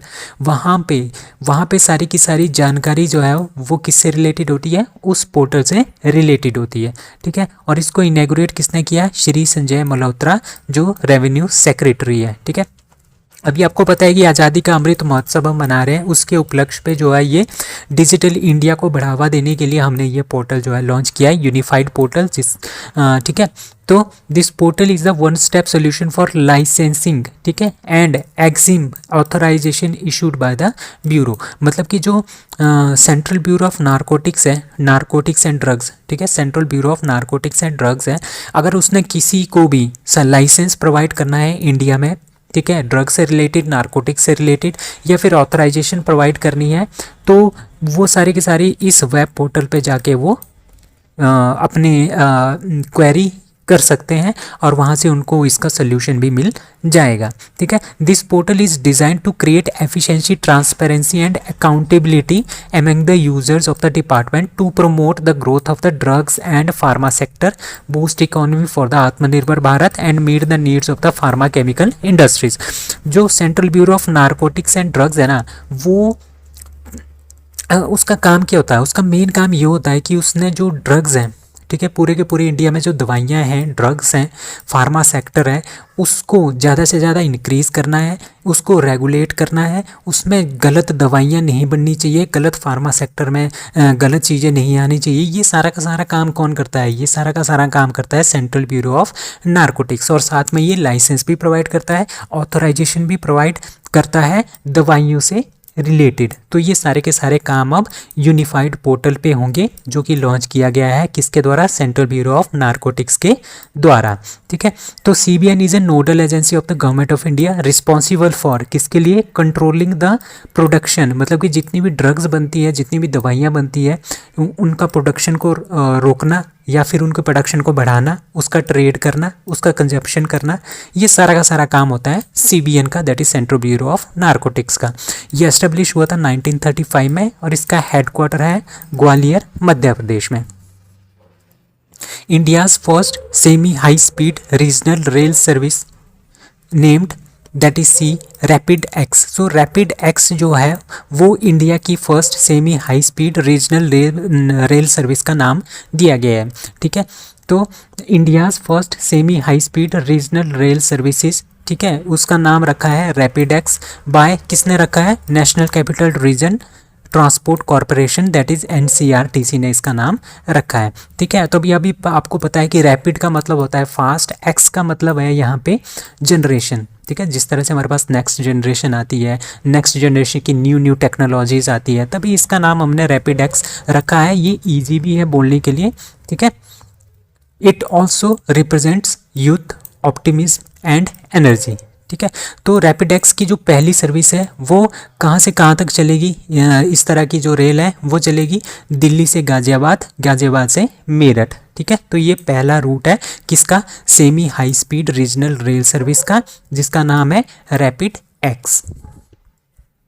Dash dash ranked world's least free country in Freedom House index 2023। अभी क्या हुआ है? फ्रीडम हाउस इंडेक्स 2023 की एक रिपोर्ट आई है। वो क्या करता है? ये पूरे के पूरे वर्ल्ड में ये देखता है कि कौन सी कंट्री, किस कंट्री के पास कितने राइट्स हैं, कौन सी कंट्री कितना फ्रीली जो है अपने आप को आगे ला सकती है, आगे लाती है, ठीक है। मतलब कि कौन सी कंट्री कितनी फ्री है अपने डिसीजन खुद लेने में, ठीक है। तो इस तरह का इन्होंने रिसर्च किया। उसमें इन्होंने ये पाया कि जो तिब्बत है ना, वो रैंक्ड वर्ल्ड की सबसे लीस्ट, सबसे कम फ्री कंट्री है। कौन? तिब्बत। और वो जो तिब्बत है आजकल किसके अंडर है? चाइना के अंडर है। अब चाइना वहाँ पे क्या कर रहा है? उनको फ्री राइट्स नहीं दे रहा है, ठीक है, उनको राइट्स नहीं दे रहा है। तो ये सारी की सारी जो है इस रिपोर्ट में बोला गया है, तभी इसको बोला है लीस्ट फ्री कंट्री कौन है? तिब्बत है, ठीक है। तो ग्लोबल वॉचडॉग फ्रीडम हाउस, ठीक है। इन्होंने फ्रीडम हाउस इंडेक्स 2023 जो है एक लिस्ट जारी की है, जिसमें उन्होंने तिब्बत को वर्ल्ड का सबसे लीस्ट फ्री कंट्री जो है वो घोषित किया है, ठीक है। और इनके साथ साथ यहाँ पे और भी कंट्रीज़ हैं लाइक साउथ सूडान, सीरिया, तो इनके साथ इन्होंने तिब्बत को भी रखा है कि यहाँ पे भी बहुत ज़्यादा अन्याय होता है लोगों के साथ, और उनको फ्रीली मूव एक दूसरी जगह से दूसरी जगह पर फ्रीली जाने के लिए कोई भी इजाज़त नहीं होती। चाइना वाले इनको क्या कर रहे हैं, अपने अंडर रखे हुए हैं। Sanjeevani project is launched by that is A Himachal Pradesh. तो हिमाचल प्रदेश ने क्या किया है, संजीवनी प्रोजेक्ट जो है वो लॉन्च किया है, ठीक है। ये किससे रिलेटेड है, ये रिलेटेड है गाय से रिलेटेड, और जो लाइव स्टॉक्स हैं, लाइव स्टॉक मतलब कि जो पशु होते हैं, ठीक है, वो वाले पशु जिनको हम घरों में पालते हैं, उनसे रिलेटेड ये न्यूज़ है, ठीक है। और ये प्रोजेक्ट भी उन्हीं से रिलेटेड है जिसका नाम है संजीवनी प्रोजेक्ट। अब होता क्या है, अभी आपको पता है कि हिमाचल प्रदेश क्या है, एक पहाड़ी राज्य है, ठीक है। तो यहाँ पे क्या होता है, यहाँ पे घरों घरों में अपने लाइफ स्टॉक्स होते हैं लोगों के पास, ठीक है, अपनी भेड़ बकरियाँ या फिर गाय, ठीक है, इस तरह के लाइफ स्टॉक्स होते हैं। अब पहाड़ी इलाका होने की वजह से यहाँ पे जो ट्रांसपोर्ट होता है वो बहुत ही ज़्यादा डिफ़िकल्ट होता है, ठीक है। अगर किसी तरह की गाय वगैरह बीमार हो जाए, ठीक है, उनको वायरस वगैरह भी पता है, वायरस भी आया था, लंपी वायरस, ठीक है, इस तरह की अगर प्रॉब्लम हो जाए तो जो यहाँ के लोग हैं उनको काफ़ी डिफ़िकल्ट हो जाता है इन पशुओं को यहाँ से लेके जाना एनिमल हस्बेंड्री तक, ताकि उनका इलाज किया जा सके, ठीक है। तो इस दुविधा को देखते हुए वहाँ की सरकार ने क्या किया है, संजीवनी प्रोजेक्ट जो है वो लॉन्च किया है, ठीक है। इसने लॉन्च किया है national animal disease control programme mobile veterinary van, इसका प्रोजेक्ट का नाम है। ये लॉन्च किया है animal husbandry department of Himachal Pradesh में, किसके साथ मिलकर, Bharat financial inclusion limited BFIL के साथ मिलके, ठीक है। इसका नाम है national animal disease control programme mobile veterinary van project, ठीक है। और इसको हम शॉर्टली बोलते हैं संजीवनी प्रोजेक्ट। तो ये लॉन्च किसने किया है, ये लॉन्च किया है हिमाचल प्रदेश में। इसमें क्या होगा, जो सपोज करो कोई एक पर्टिकुलर पर्सन है, ठीक है, वो गांव में रह रहा है, अपने घर में रह रहा है, उसकी गाय या कोई भी पशु जो है वो बीमार पड़ जाता है, वो क्या करेगा, एक कॉल करेगा एक टोल फ्री नंबर पे, ठीक है, एक टोल फ्री नंबर दिया जाएगा, उस टोल फ्री नंबर पे ये कॉल करेंगे, ठीक है। और एक मोबाइल वैन, ठीक है, एक वैन आएगी, ठीक है, मतलब कि वैन में हमारे पास वेटनरी फार्मासिस्ट या डॉक्टर्स वगैरह होंगे, वो आएंगे उसके घर तक, ठीक है, वहाँ पे उस पशु को देखेंगे, उसका इलाज करेंगे, ठीक है। तो इस तरह का ये प्रोजेक्ट है, ठीक है। क्यों लॉन्च किया गया है, to support the small dairy farmers and cattle rearers in the state government launched the project called Sanjeevani on April 9, ठीक है। तो ये सारा पता चल गया आपको कि फ़ोन करके हम बुलाएंगे एक वैन को, वैन के अंदर कौन कौन होंगे, वेटनरी फार्मासिस्ट और डॉक्टर्स जो कि इन कैटल्स को देखेंगे, ठीक है। हिमाचल प्रदेश के बारे में जानते हैं, chief minister Sukhvinder Singh Sukhu, governor Shiv Pratap Shukla, और कैपिटल इज समर शिमला, और विंटर कौन सी है, Dharamshala. Rajasthan first Vande Bharat express train will run from Jaipur to that is B Delhi. So Jaipur से दिल्ली तक, ठीक है, पहली राजस्थान की ये पहली वंदे भारत ट्रेन है, जिसको जो है किसने इनॉग्रेट किया, PM नरेंद्र मोदी जी ने इसको इनॉग्रेट किया। तो ये राजस्थान की पहली वंदे भारत एक्सप्रेस ट्रेन है जो 12 अप्रैल को इसको लॉन्च किया गया, ठीक है। और ये जो रेल है, ये क्या बोलते हैं, वंदे भारत ट्रेन है, ये जयपुर से लेके दिल्ली कैंट तक जाएगी, ठीक है। So regular train service will start from Ajmer and Delhi cantt with stops at Jaipur, Alwar and Gurgaon, ठीक है। तो the Vande Bharat express will be 60 minute faster, मतलब कि वहाँ पे एक फास्टेस्ट ट्रेन पहले से मौजूद है, उससे भी ये 1 घंटा पहले जो है वो दिल्ली पहुँच जाएगी, ठीक है। अब वंदे भारत एक्सप्रेस ट्रेन के बारे में जानते हैं, ठीक है। वंदे भारत एक्सप्रेस ट्रेन जो है वो लॉन्च की गई थी 15 फरवरी 2019 को। अब तक बहुत सारी जो वंदे भारत ट्रेन्स हैं उसको लॉन्च किया गया है। इसकी जो मैक्सिमम स्पीड है वो है 160 किलोमीटर पर आवर, ठीक है। तो इंडिया की जो first Vande Bharat express train है वो किसके द्वारा मैन्युफैक्चर की गई, integral coach factory that is ICF Chennai ने इसको बनाया है, ठीक है। और और these trains have a self propelled engine, ठीक है, ये काफ़ी इंपॉर्टेंट है। इनका एक सेल्फ प्रोपेल्ड इंजन होता है जो कि डीजल और इलेक्ट्रिसिटी का यूज़ जो है वो 30% कम कर देता है, ठीक है। अभी यूनियन बजट 2022-23 में गवर्नमेंट है, जो सेंट्रल गवर्नमेंट है, उन्होंने इस तरह की वंदे भारत ट्रेन को बनाने के लिए 400 न्यू वंदे भारत ट्रेन्स बनाने का लक्ष्य रखा है अगले 3 सालों के लिए। तो राजस्थान की जो पहली वंदे भारत एक्सप्रेस ट्रेन है वो अजमेर से दिल्ली कैंट तक चलेगी, ठीक है। अभी तक रेगुलर ये अजमेर से दिल्ली तक चलेगी, बट अभी क्या हुआ, अभी ये चलेगी जयपुर से लेके दिल्ली तक, ठीक है। Which wildlife sanctuary records first photographic proof of tigers? That is P. Suhelwa wild life sanctuary. So जो सुहेलवा वाइल्ड लाइफ सेंचुरी है, उन्होंने क्या किया है, इन्होंने रिकॉर्ड किया है first photographic proof of tigers. अभी आपको पता है कि टाइगर्स की गिनती हो रही थी, उसमें जो सुहेलवा यूपी की ये वाइल्ड लाइफ सेंचुरी है, उन्होंने रिकॉर्ड रखा है अपने जो टाइगर्स हैं किसमें, first photographic proof of tigers, ठीक है। तो जितने भी टाइगर्स हैं उनका फोटोग्राफिक एविडेंस रखा है सभी का, जितने भी वहाँ पे टाइगर्स हैं, ठीक है। अब सुहेलवा वाइल्ड लाइफ सेंचुरी के बारे में जानते हैं। ये शारावती, बलरामपुर और गोंडा डिस्ट्रिक्ट में लाई करता है उत्तर प्रदेश में, और ये डिक्लेयर हुई थी वाइल्ड लाइफ सेंचुरी 1988, और इसका एरिया है 452 स्क्वायर किलोमीटर, और ये इंडिया और नेपाल के इंटरनेशनल बॉर्डर पे स्थित है, और इसका नाम जो है किंग सोहेल देव के नाम पे रखा गया है, ठीक है। It is one of the important place in the Bhabar Terai ecosystem region. अब ये भाबर तेराई क्या होता है ये मैं आपको बताऊंगा स्लाइड्स में, ठीक है। अब वेजिटेशन, यहाँ पे वेजिटेशन होती है साल, असाना, खैर, टीक, ठीक है, ये यहाँ के मेन ट्रीज होते हैं। और इस एरिया में क्या होते हैं, बहुत सारे मेडिकल प्लांट्स भी होते हैं, मेडिसिन प्लांट्स भी होते हैं इसमें बहुत सारे, ठीक है।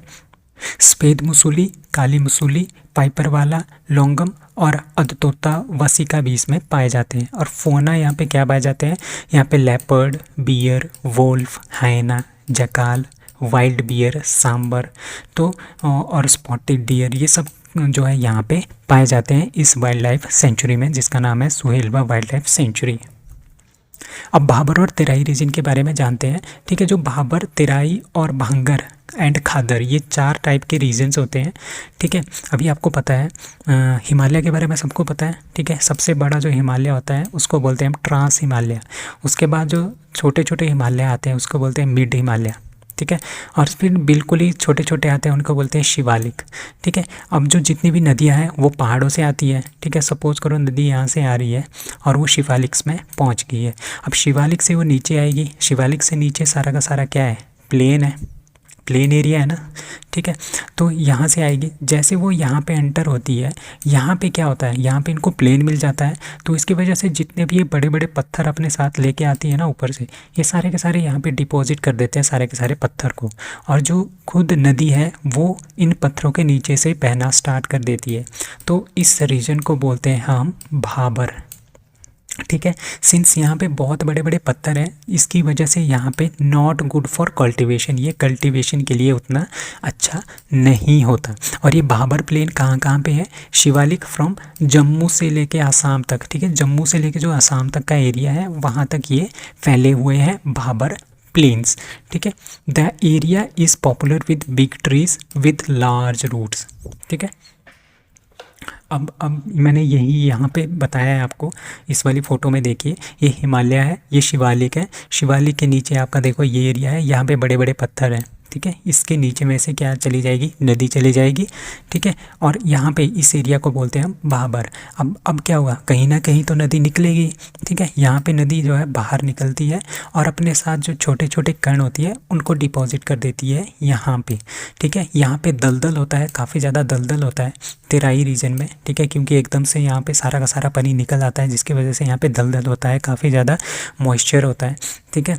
और इतना ज़्यादा दलदल भी नहीं होता, मतलब कि काफ़ी ज़्यादा मॉइस्चर होता है, ठीक है। तो ये जो रीजन होता है ना तेराई रीजन, यहाँ पे काफ़ी ज़्यादा क्या होती है, कल्टीवेशन होती है, ठीक है। रिसेंटली जो तेराई रीजन में आते हैं वो आते हैं हरियाणा, पंजाब, उत्तराखंड एंड उत्तर प्रदेश, ठीक है।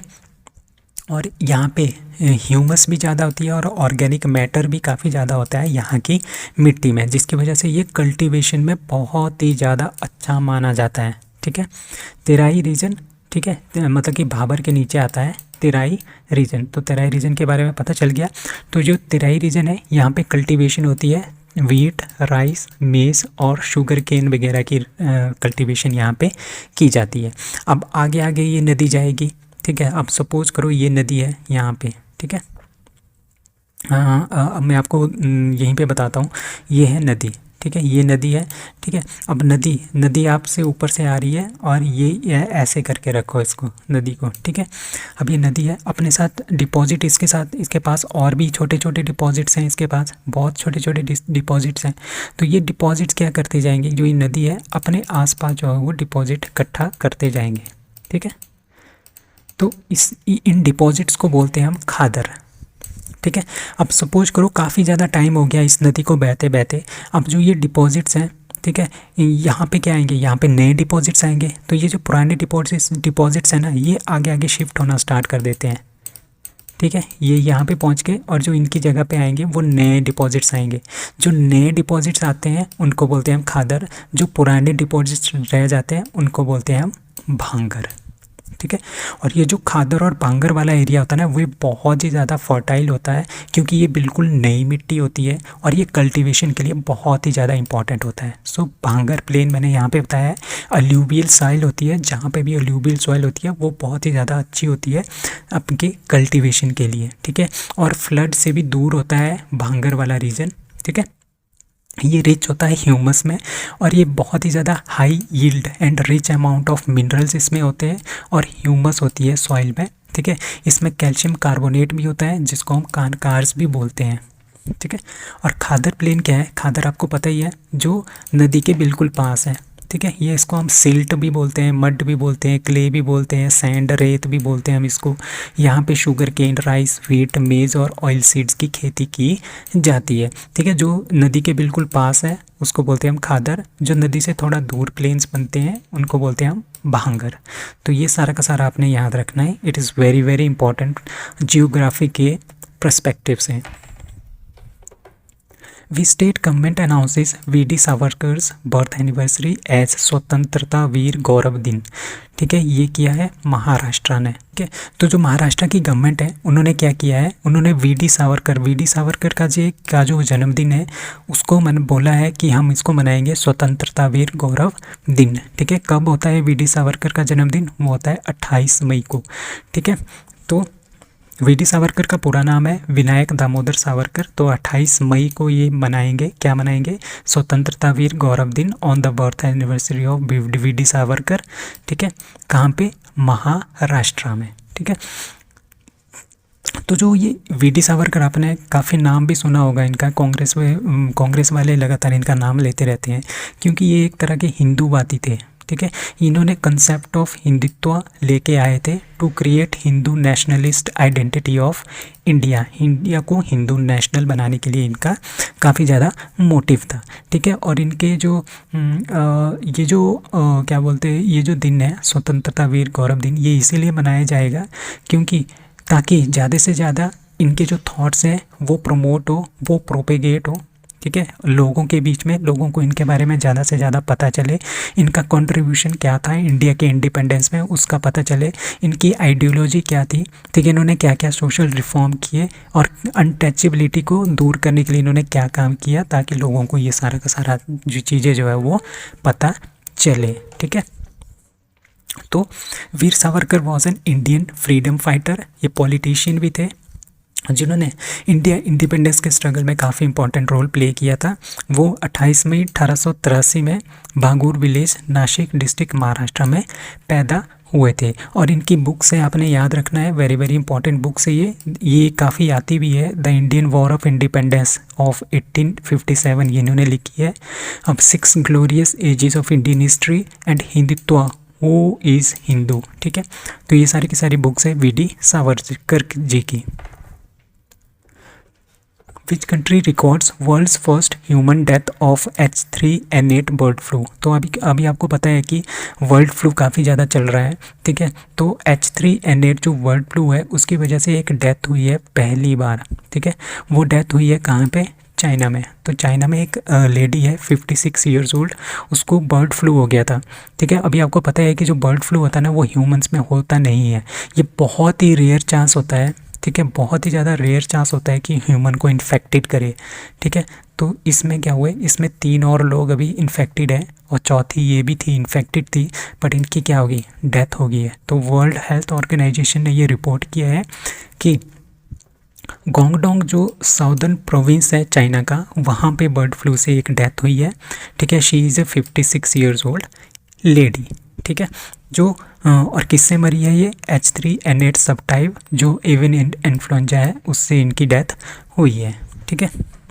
तो H3N8 क्या है? ये एक सब टाइप है इन्फ्लुएंजा ए वायरस का, जिसको हम बर्ड फ्लू भी बोलते हैं। मेनली ये जो बर्ड फ्लू होता है ना, ये चिकन में होता है, जो बर्ड्स होते हैं उसमें ज़्यादा होता है। जब हम उनको खा लेते हैं, वैसे ह्यूमन स्पेस पे कोई फ़र्क नहीं पड़ता, बट बहुत ही रेयर चांस होता है कि ह्यूमन को भी क्या कर देता है, इफ़ेक्ट कर देता है। इसमें लोगों को काफ़ी ज़्यादा फीवर, कफ, सोर थ्रोट, मसल एक, ठीक है, फैटिग्यू मतलब कि थकान वगैरह सब कुछ इसको फील होता है। तो इससे पहली बार कोई डेथ हुई है वर्ल्ड में, कहाँ पे?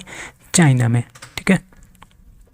देर is no evidence of human to human, मतलब कि ये ह्यूमन से ह्यूमन तक ट्रांसमिशन नहीं करता है। अगर आप सपोज कर लो किसी ह्यूमंस में आ गया, अब उसमें क्या होता है, जेनेटिक म्यूटेशन होती रहती है, वो वायरस चेंज होता रहता है, जैसे हमारा कोरोना जो है चेंज होता रहता है, फिर नया नया वेरिएंट आता रहता है, ठीक है। इस तरह से अगर होता रहे बार बार तो ये हो सकता है कि ये ट्रांसमिटेबल भी हो एक पर्सन से दूसरे पर्सन तक। अभी तक जहाँ तक रिसर्च हुई है, ये ह्यूमन टू ह्यूमन में ट्रांसफ़र नहीं होता है। India's first 3D printed post office to come up in, that is the Bengaluru.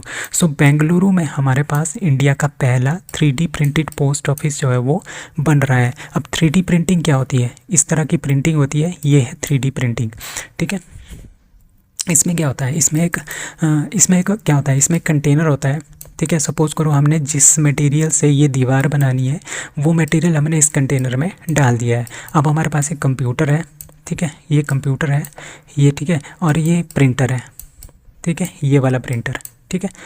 तो हम क्या करेंगे, तो कंप्यूटर के थ्रू, कंप्यूटर में हम एक एल्गोरिदम लिखेंगे, प्रोग्राम लिखेंगे, जिसको बोलते हैं हम CAD model, computer aided design, ठीक है, डिजिटल 3D मॉडल। इसमें हम एक कमांड लिखेंगे कि किस किस तरह का हमें कौन कौन सी लेयर कितनी कितनी मटेरियल की चाहिए। तो यहाँ पे सारी की सारी मिक्सिंग होगी, ठीक है। कंप्यूटर निर्देश देगा कि ये मिक्सिंग करनी है आप लोगों ने, तो कंटेनर में ये सारी मिक्सिंग होगी और एक कंटेनर से ये मटेरियल जाएगा इस प्रिंटर में, ठीक है। और ये प्रिंटर क्या बनाएगा, इस तरह की चीज़ बनाएगा, जैसे जैसा कंप्यूटर बोलता जाएगा, ठीक है, उसी हिसाब से ये डिज़ाइन करता जाएगा। तो इस तरह का मटेरियल जो है ये बनाते हैं, ठीक है। पहले ये एक लेयर वाइज बनाते हैं, पहले एक लेयर बनाएंगे, सपोज ये पिलर बनाना हो इसने, पहले ये एक लेयर बनाएगा, फिर दूसरी लेयर, फिर तीसरी लेयर, फिर जब मोटा जैसा हो जाएगा फिर इसमें गोलाई भी दे देगा, ठीक है। तो इस तरह का जो है ये प्रिंटर के थ्रू ये बनाया गया है, ठीक है।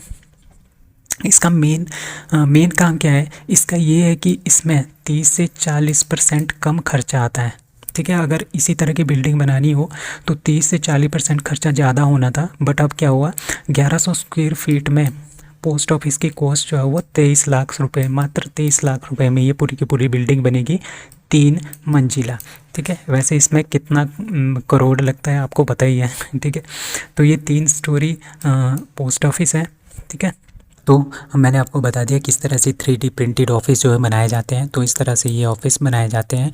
The use of 3D printing technology can significantly reduce the construction cost, ठीक है, कॉस्ट को भी कम करेगा ये, ठीक है, एक्सपाइट ऑफ द बिल्डिंग प्रोसेस, ठीक है, और बहुत ही जल्दी कॉस्ट भी कम होगी और बहुत ही जल्दी हम जो है ये बिल्डिंग तैयार कर सकते हैं। मात्र 30 दिनों में ये 3 मंजिला बिल्डिंग जो है वो तैयार की जाएगी। तो ये फास्ट है, टेक्नोलॉजी बेस्ड है, तो काफ़ी अच्छी बिल्डिंग बनेगी, ठीक है। तो द प्रोपोज्ड, ठीक है, तो ये 3 स्टोरी पोस्ट ऑफिस है, ठीक है। Bengaluru has received the clearance from, किस किस से क्लियरेंस मिली है, building material technology promotion council of the ministry of housing and urban affairs के थ्रू, एंड आईआईटी मद्रास इसकी 3D प्रिंटिंग में हेल्प कर रहा है। ठीक है, आपने नाम याद रखना है, आईआईटी मद्रास। ठीक है, अब पहले भी इस तरह की बिल्डिंग बनी है क्या इंडिया में? यस, ये से भी 2020 दिसंबर 2020 में भी L&T जो लॉरेंस एंड टॉर्बो हैं उन्होंने ये इस तरह की बिल्डिंग बनाई है, 700 स्क्वायर फीट की बिल्डिंग जो इन्होंने बनाई है 3D प्रिंटिंग टेक्नोलॉजी के साथ। तो ये न्यूज़ आपने याद रखना है, India's first 3D printed post office to be come up in, that is in Bengaluru. Who has been appointed as the new Chief Justice of Tripura High Court, that is A. Aparesh Kumar Singh. तो अपरेश कुमार सिंह जो है वो chief justice बने हैं Tripura high court के। अब कुछ और चीफ जस्टिस है पूरे के पूरे इंडिया के जो अभी आपको पता है टोटल हाई कोर्ट 25 है, पूरे इंडिया में टोटल हाई कोर्ट्स है 25, उसके कुछ एक मैंने लिए हैं जो रिसेंटली अपॉइंट हुए हैं CJ chief justice of high court, like Allahabad high court UP के हैं प्रीतिनकर दिवाकर जी, आंध्र प्रदेश हाई कोर्ट के हैं प्रशांत कुमार मिश्रा, छत्तीसगढ़ हाई कोर्ट के हैं रमेश सिन्हा, दिल्ली हाई कोर्ट के हैं सतीश चंद्र शर्मा, गुवाहाटी हाई कोर्ट, ठीक है, गुवाहाटी हाई कोर्ट में अरुणाचल प्रदेश, असम, मिजोरम और नागालैंड ये चारों आते हैं गुवाहाटी हाई कोर्ट में। और यहाँ के जो चीफ जस्टिस है वो है संदीप मेहता। J&K और लद्दाख का एक हाई कोर्ट है, ठीक है, यहाँ के जो चीफ जस्टिस है वो है N Koteshwar Singh. Jharkhand high court के हैं संजय कुमार मिश्रा, कर्नाटका हाई कोर्ट के हैं Prasanna B Varale, Kerala high court के हैं केरला में आता है केरला और लक्षद्वीप, ठीक है, ये दोनों इसमें आते हैं। ठीक है, यहाँ के जो चीफ जस्टिस है वो है S मानी कुमार, ठीक है, मध्य प्रदेश के हैं रवि मालीमठ, मेघालय के हैं संजीव बनर्जी, और पटना हाई कोर्ट जो बिहार में है वहाँ के सीजे है चीफ जस्टिस हैं के विनोद चंद्रन। अब पंजाब और हरियाणा का एक हाई कोर्ट है, ठीक है, चंडीगढ़ में है ये, ठीक है, तो इसके हैं रविशंकर झा। सिक्किम हाई कोर्ट के हैं विश्वनाथ सोमदार, और तेलंगाना हाई कोर्ट के सीजे हैं उज्जल भुयन, और उड़ीसा के सीजे बने हैं S मुरलीधर। तो ये सारे के सारे सीजे हैं, अपनी अपनी स्टेट का आपको सीजे पता होना चाहिए, चीफ जस्टिस का पता होना चाहिए।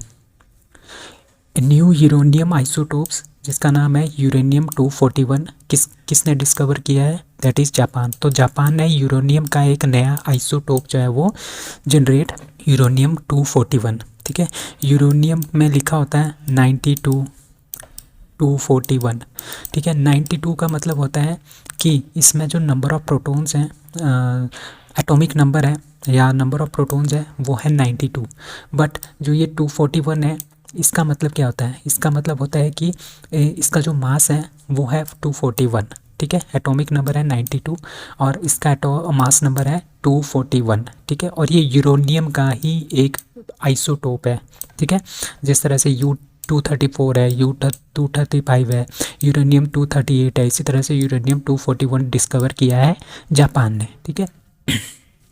तो to discover uranium 241 researcher accelerated, इन्होंने एक्सेलेट किया है यूरेनियम 230 के न्यूक्लियस को इनटू प्लूटोनियम 198 के साथ, ठीक है, using KEK isotope separation system, that is किस सिस्टम के थ्रू इन्होंने ये किया है जिसकी वजह से बना है यूरेनियम 241। इसमें आपने ज़्यादा आपने डीप में जाना नहीं है क्योंकि आप अपने एग्ज़ाम के लिए आपने ये याद रखना है कि यूरेनियम 241 जो है वो जापान ने खोजा है, ठीक है, और ये इन्होंने अपनी जो रिसर्च है ये पब्लिश की है journal of physics review letters में, ठीक है, और इनका नाम दिया है यूरेनियम 241 का, ठीक है। Metro becomes India's first metro train to run under water. तो अभी अभी क्या हुआ है, इंडिया की पहली एक मेट्रो ट्रेन ऐसी बनी है जो कि पानी के नीचे से ट्रैवल की है, तो वो कहाँ पे है? That is the Kolkata metro. So Kolkata metro India की पहली ऐसी मेट्रो बन गई है जो कि पानी के अंदर भी चलती है। अब हुआ क्या है, अब आपको कोलकाता का पता है, कोलकाता मेट्रो, ठीक है, हावड़ा ब्रिज का भी पता है आपको जो कि कोलकाता में है। तो 12 अप्रैल 2023 को क्या हुआ, Kolkata metro reached Howrah from Kolkata, ठीक है, कोलकाता से हावड़ा तक ये पहुंची है। A river tunnel for the first time in India carrying only officers and engineers. तो अभी इसका क्या हो रहा था, ट्रायल हो रहा था, उसमें ऑफिसर्स और इंजीनियर्स वही इसमें बैठे थे, ठीक है। This tunnel is built across a Hooghly river. तो आपको पता है हुगली रिवर कहाँ पे बहती है? कहाँ पे बहती है, वेस्ट बंगाल कोलकाता में बहती है हुगली रिवर। ठीक है, अब हमने क्या जाना है यहाँ पे, ठीक है, यहाँ पे क्या है, यहाँ पे है हावड़ा, ठीक है, और इसके नीचे क्या है, और इसके यहाँ पे क्या है, इसके यहाँ पे है एक दूसरा, उसको बोलते हैं हम एस्प्लांडे। ठीक है, अब हमने कहाँ से जाना है, हावड़ा से एप्सिलैंडे तक जाना है। ठीक है, तो यहाँ पे जाने के लिए क्या होगा, अब हमने यहाँ पे मेट्रो जो है वो स्टार्ट कर दी है। तो ये टोटल जो लेंथ है ना, ये है 4.8 किलोमीटर। ठीक है, तो इसमें जो टनल बनी है, वो जो ये ब्रिज, ये नदी है हुगली रिवर। ठीक है, इस नदी के अंदर, ठीक है, ये बनी है 520 मीटर की, 520 मीटर लंबी क्या बनी है, टनल बनी है। तो मेट्रो कहाँ से गई, आपके हावड़ा से लेके, ठीक है, इस मेट्रो जो अंडर वाटर है, पानी के नीचे जो टनल बनी है, उसके थ्रू कहाँ पे पहुँची है, एप्सलैंडे पहुंची है। ठीक है, और ये 4.8 किलोमीटर का टोटल डिस्टेंस है हावड़ा टू एप्सलैंडे। बट 520 मीटर इसमें क्या है, 520 मीटर ट्रेन सॉरी वो टनल है, जिसके थ्रू जो है वो हमारी ट्रेन गई है, ट्रेन नहीं सॉरी मेट्रो ट्रेन गई है। ठीक है, और इस टनल को कंप्लीट करने के लिए 45 सेकेंड्स लगते हैं ट्रेन को।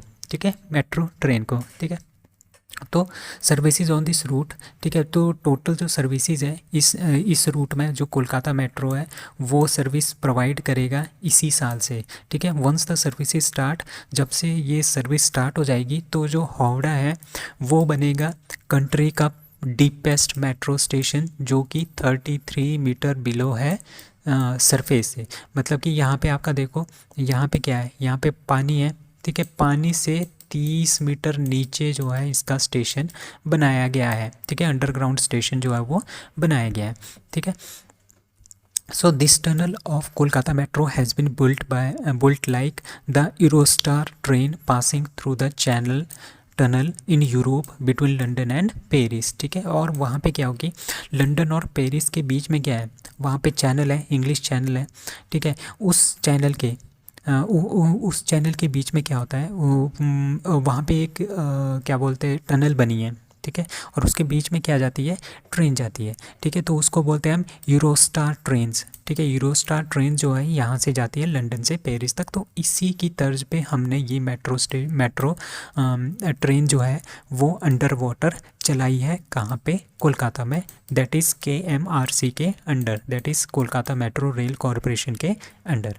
ठीक है, अब KMRC के बारे में जानते हैं। तो आपको अगर क्वेश्चन आए कि सबसे ओल्डेस्ट और फर्स्ट इंडिया का मेट्रो कौन है, वो है कोलकाता मेट्रो रेल। ठीक है, KMRC, और ये 24 अक्टूबर 1984 को इंडिया का पहला मेट्रो बन गया था। ठीक है, now again for the first time of the country the tunnel under water. ठीक है, पहला मेट्रो भी यही है, पहली अंडर वाटर मेट्रो चलाने वाला भी कौन है, कोलकाता मेट्रो। ठीक है, और जो ये कोलकाता मेट्रो जो ये टनल है, ये 120 साल तक चलेगी। ठीक है, इस तरह की ये मेट्रो बनाई है। ये ऊपर से आपकी नदी जा रही है, और नदी के बीच में से क्या बनाया गया है, ये टनल जो है बनाई गई है। और इस तरह से ये दिखेगी बाहर से, जब हम इसको देखेंगे टनल के बाहर से, कि किस तरह से हमारी ट्रेन जा रही है। ठीक है, कोलकाता मेट्रो टनल की जो उम्र है वो 120 साल तक है। 120 साल तक हम इसमें सक्सेसफुली अपनी ट्रेन चला सकते हैं। ठीक है, तो general manager of Kolkata railway कौन है, P उदया कुमार रेड्डी, और MD of Kolkata rail corporation के कौन है, HN Jaiswal. India ranked dash dash in the world most criminal countries ranking, that is भी 77th। तो इंडिया की जो रैंकिंग आई है वो आई है 77th, किस में, मोस्ट क्रिमिनल कंट्रीज़ की रैंकिंग में। और ये किसने निकाली है, ये निकाली है वर्ल्ड ऑफ स्टैटिस्टिक्स ने। वर्ल्ड ऑफ स्टैटिस्टिक्स ने एक रिपोर्ट जारी की है जिसका नाम है most criminal countries of the world. ठीक है, इसमें क्या है, जो सबसे ज़्यादा हाईएस्ट क्राइम जो है जिस कंट्री में होते हैं वो है, सबसे पहले पे वेनेजुएला, फिर Papua New Guinea, south Africa, Afghanistan, Honduras, Trinidad and Tobago, Guyana, El Salvador, Brazil and Jamaica. तो ये टॉप 10 है। ठीक है, और इंडिया का इसमें नंबर है 77। और आपको जान के ये हैरानी होगी कि इंडिया US से भी आगे है, मतलब कि US से भी पीछे है। US इसमें बहुत आगे है, मतलब कि क्राइम्स में यूएस और यूके इंडिया से आगे हैं। यूएस का नंबर है 55 और यूके का नंबर है 65। इसमें टर्की, जर्मनी और जापान इसमें लीस्ट क्रिमिनल कंट्रीज़ में आते हैं। ठीक है, टर्की का रैंक है 92, जर्मनी का है 100 और जापान का सबसे लोएस्ट है 135। ठीक है, और इस रिपोर्ट के अकॉर्डिंगली जो अफ़गानिस्तान है ना वो चौथे नंबर पे है क्राइम रेट में। यहाँ पे क्या होती है, यहाँ पे 76 क्राइम होते हैं पर 1 लाख पीपल, मतलब कि 1 लाख पीपल के मुकाबले में यहाँ पे 76 जो है वो क्राइम होते हैं। ठीक है, और ये कैसे निकाला गया, इसका फॉर्मूला क्या है निकालने का, यूपीएससी वाले इसको ध्यान दें कैसे निकालेंगे। That is total number of जितने भी रिपोर्टेड क्राइम है उसका total number divided by total population multiply by 1 lakh. तो इस तरह से जो है हमने ये डाटा कैलकुलेट किया है। अब कुछ और इंडेक्सेस हैं जिसमें इंडिया की रैंकिंग, जो लेटेस्ट इंडेक्स आए हैं जिसमें इंडिया की रैंकिंग है। ठीक है, कौन कौन सी रैंकिंग है और किस किस ने उसको टॉप किया है। लाइक ग्लोबल टेररिज्म इंडेक्स में किसने इसको निकाला है, institute for economics and peace. India का रैंक है 13th, topped by Afghanistan. QS best cities ranking 2023 जो क्यूएस ने निकाली है, इसमें 103rd पे मुंबई, 114th पे बेंगलुरु, 125th पे चेन्नई, 129th पे दिल्ली। और टॉप किसने किया है क्यूएस रैंकिंग में, that is London UK. Global fire power index में किसने निकाली है, ग्लोबल फायर पावर ने। इंडिया का रैंक है 4th, पहले नंबर पे यूनाइटेड स्टेट्स, दूसरे पे रशिया, तीसरे पे चाइना और चौथे नंबर पे है इंडिया। इंटरनेशनल आईपी इंडेक्स में किसने निकाली है, यूएस चैम्बर ऑफ कॉमर्स ने। इंडिया का रैंक है 42nd और टॉप की 3 कंट्रीज़ हैं United states, United kingdom and France.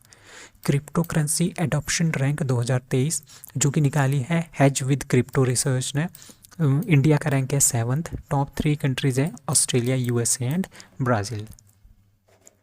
Most polluted Nations ranking में इंडिया का रैंक है 8th और इसको रिलीज़ किया है किसने, Swiss air tracking index IQ air of Sweden in collaboration with UNEP and green peace. ठीक है, इसमें जो टॉप 3 पॉल्यूटेड सबसे ज़्यादा पोल्यूशन वाली कंट्रीज़ हैं वो है चाड, इराक एंड पाकिस्तान। इंडिया का रैंक है 8th। ग्लोबल आर्म इम्पोर्टेंट सबसे ज़्यादा जो आर्म्स हैं वो कौन इम्पोर्ट करता है। ठीक है, ये कौन पब्लिश करता है ये आपने याद रखना है, ये पब्लिश करता है Stockholm international peace research institute, that is SIPRI ने ये रिपोर्ट निकाली है। इंडिया इसमें पहले नंबर पे है, मतलब कि सबसे ज़्यादा जो आर्म्स हैं, सबसे ज़्यादा जो हथियार है इंडिया खरीदता है। ठीक है, इम्पोर्टर। ठीक है, पहले नंबर पे ईरान, दूसरे पे सऊदी अरेबिया, तीसरे पे कतर, चौथे पे ऑस्ट्रेलिया, पाँचवें पे China. Who is the author of the book? Who is the author of the book Courting India, England, Mughal India and the Origin of Empire book? That is a Nandini Das. तो नंदिनी दास जो है ये एक professor है, कहाँ की, इंग्लिश लिटरेचर की professor है, कहाँ की, university of Liverpool, United Kingdom की। उन्होंने एक बुक लिखी है courting India, England, Mughal India and the origin of empire, इन्होंने ये बुक लिखी है।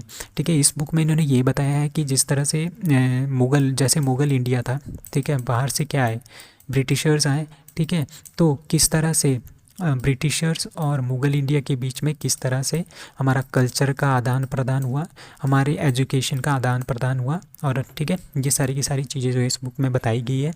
और इसमें ये भी बताया गया है कि जो इंग्लिश के जो मर्चेंट्स हैं, जो ट्रेडर्स हैं, उनको न्यू मार्केट फाइंड करने में क्या क्या डिफ़िकल्टीज़ आई 1570 में।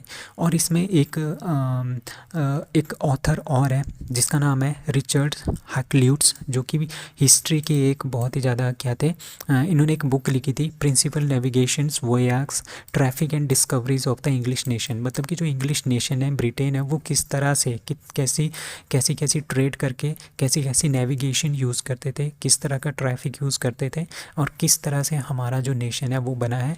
वो जो बुक लिखी थी वो लिखी थी रिचर्ड हैक्ल्यूट्स ने।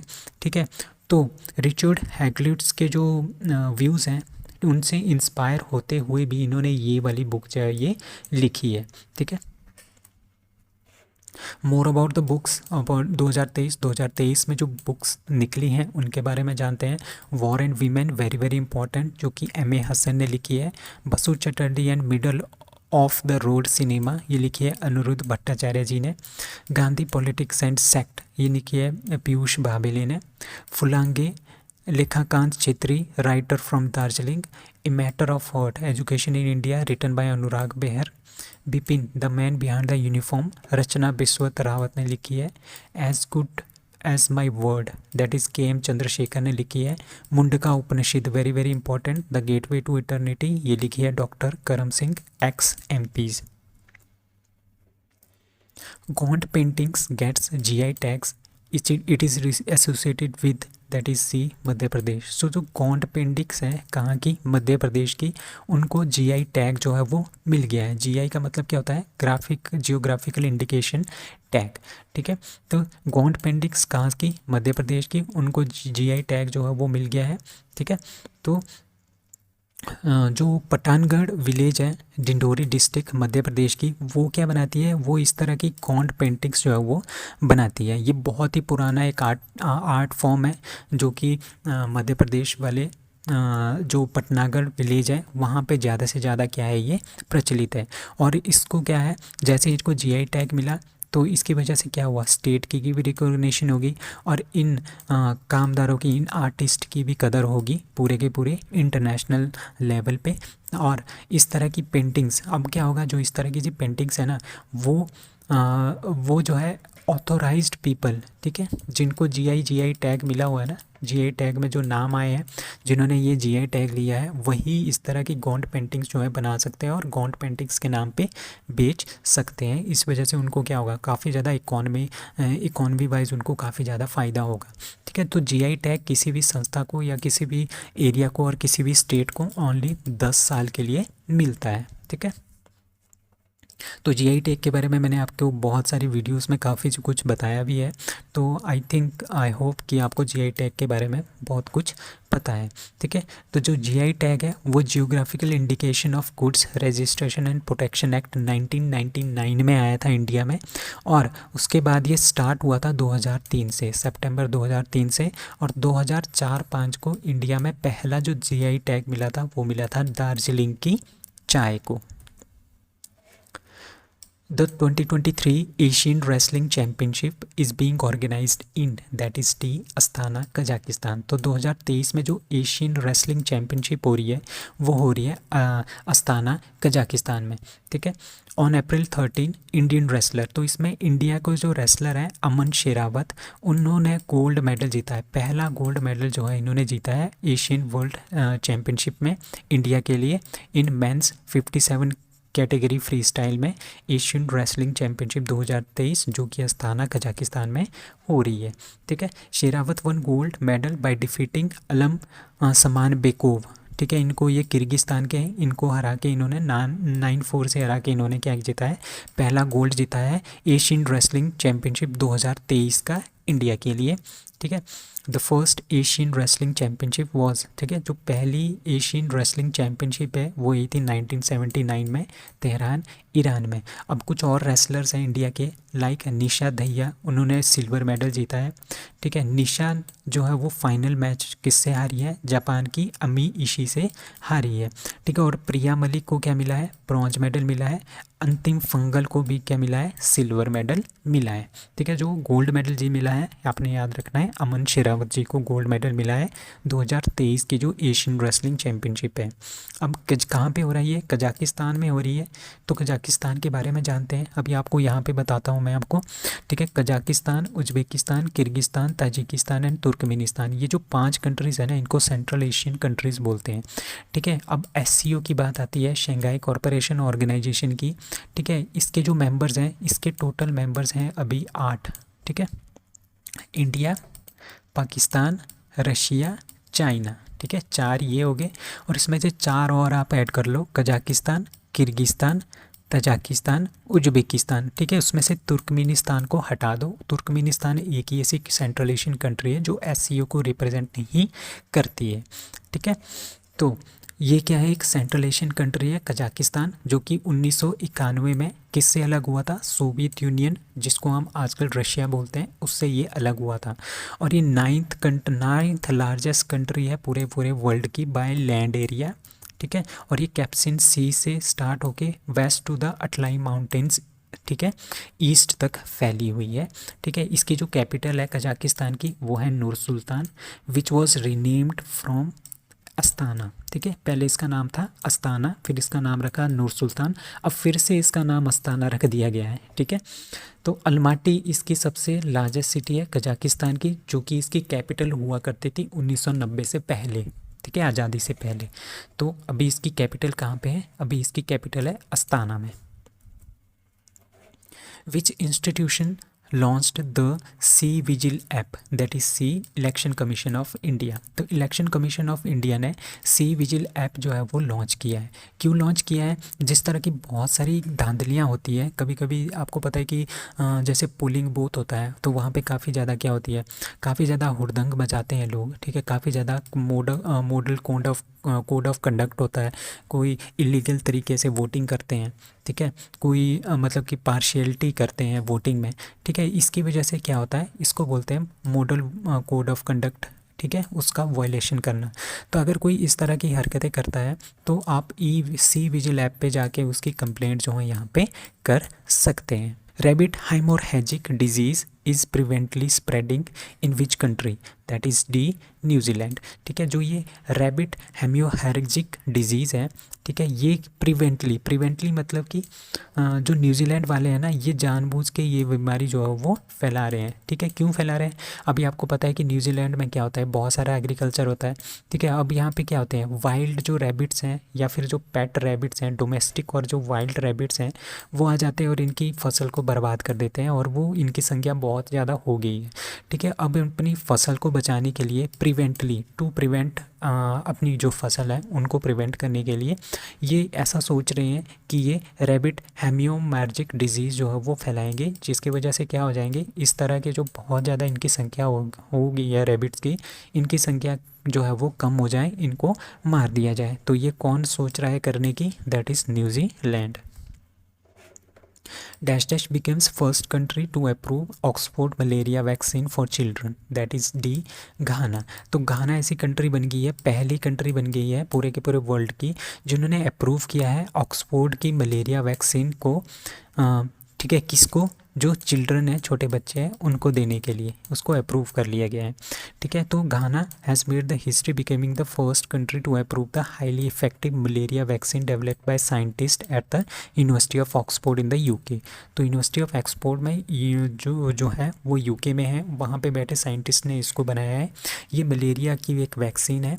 ठीक है, जो कि 77%, 74 एंड 77% जो है वो इफ़ेक्टिव है। ठीक है, तो वर्ल्ड हेल्थ ऑर्गेनाइजेशन के अकॉर्डिंगली जो भी वैक्सीन 75% की एफिशिएंसी या उससे ज़्यादा एफिशिएंसी रखती है उसको हम यूज़ कर सकते हैं। तो आपको यहाँ पे देखो, यहाँ पे ये बता रहा है 77% एफिशिएंसी, तो इसका मतलब कि हम इसको यूज़ कर सकते हैं। तो घाना ने इसको अप्रूव कर दिया है कि अपने बच्चों को ये वाली वैक्सीन लगा देंगे, ताकि वहाँ पे आपको पता है घाना में क्या होती है, बहुत ज़्यादा ह्यूमिडिटी होती है, बहुत ज़्यादा गर्मी होती है, जिसकी वजह से वहाँ पर बहुत ज़्यादा मच्छर आ जाते हैं, जिसकी वजह से क्या हो जाता है, वहाँ पर मलेरिया एक कॉमन बीमारी है और वहाँ पे लोग भी बहुत ज़्यादा मरते हैं। तो उसको प्रिवेंट करने के लिए बच्चों पे पहले ही ये वाली वैक्सीन लगा देंगे, मलेरिया वैक्सीन। ठीक है, जिसका नाम है R21 मैट्रिक्स एम। ठीक है, ये याद रखना है अपने, R21 मैट्रिक्स एम एक मलेरिया की एक वैक्सीन है जो कि घाना वाले लगा रहे हैं अपने बच्चों को। ठीक है, Baisakhi 2023 harvest festival of which state, that is ए पंजाब। तो बैसाखी एक पर्व है, एक उत्सव है, एक फेस्टिवल है, कौन सी स्टेट का? पंजाब का स्टेट का। हार्वेस्ट फेस्टिवल इसको इसीलिए बोलते हैं क्योंकि इस दिन से आपकी जो गेहूं है, ठीक है, गेहूं है जो पंजाब में, उसको काटना ये स्टार्ट कर देते हैं, तब इसको हार्वेस्ट फेस्टिवल बोलते हैं। ठीक है, तो ये सिक्स कम्युनिटी में एक बहुत ही बड़ा त्यौहार जो है वो होता है। इसमें फैमिली और फ्रेंड्स इकट्ठे हो जाते हैं और एक स्पेशल डिशेज बनाते हैं। ठीक है, और कई लोग गुरुद्वारा में जाके प्रेयर्स भी ऑफर्स करते हैं, लंगर भी ऑफ़र करते हैं। ठीक है, इस तरह के अदर फेस्टिवल्स हैं, लाइक पंजाब के जो अदर फेस्टिवल्स हैं वो है लोहड़ी, बैसाखी, गुरुपर्व। तो ये सारे के सारे फेस्टिवल आपके पंजाब में हैं। अब कुछ और करंट अफेयर्स के जो क्वेश्चंस हैं पंजाब से रिलेटेड पिछले कुछ टाइम से, ठीक है, जो काफ़ी इंपॉर्टेंट है आपके एग्जामिनेशन पॉइंट ऑफ व्यू से, वो मैंने यहाँ पे रखे हैं। Like first state level shrimp mela जो है वो पंजाब में हुआ था कुछ टाइम पहले। Punjab government launches school of eminence project in Mohali जो कि पंजाब में आता है। Asia's largest compressed biogas plant inaugurated in Sangrur Punjab. PM Modi inaugurates Homi Bhabha centre hospital in Mohali. Chandigarh airport का नाम जो है वो चेंज करके शहीद भगत सिंह एयरपोर्ट रखा गया है। दिल्ली एंड पंजाब गवर्नमेंट, ठीक है, दिल्ली और पंजाब दोनों में आपकी सरकार है, आम आदमी पार्टी की, तो इन दोनों ने एक नॉलेज शेयरिंग एग्रीमेंट जो है वो साइन किया है। So that's all for today, thank you.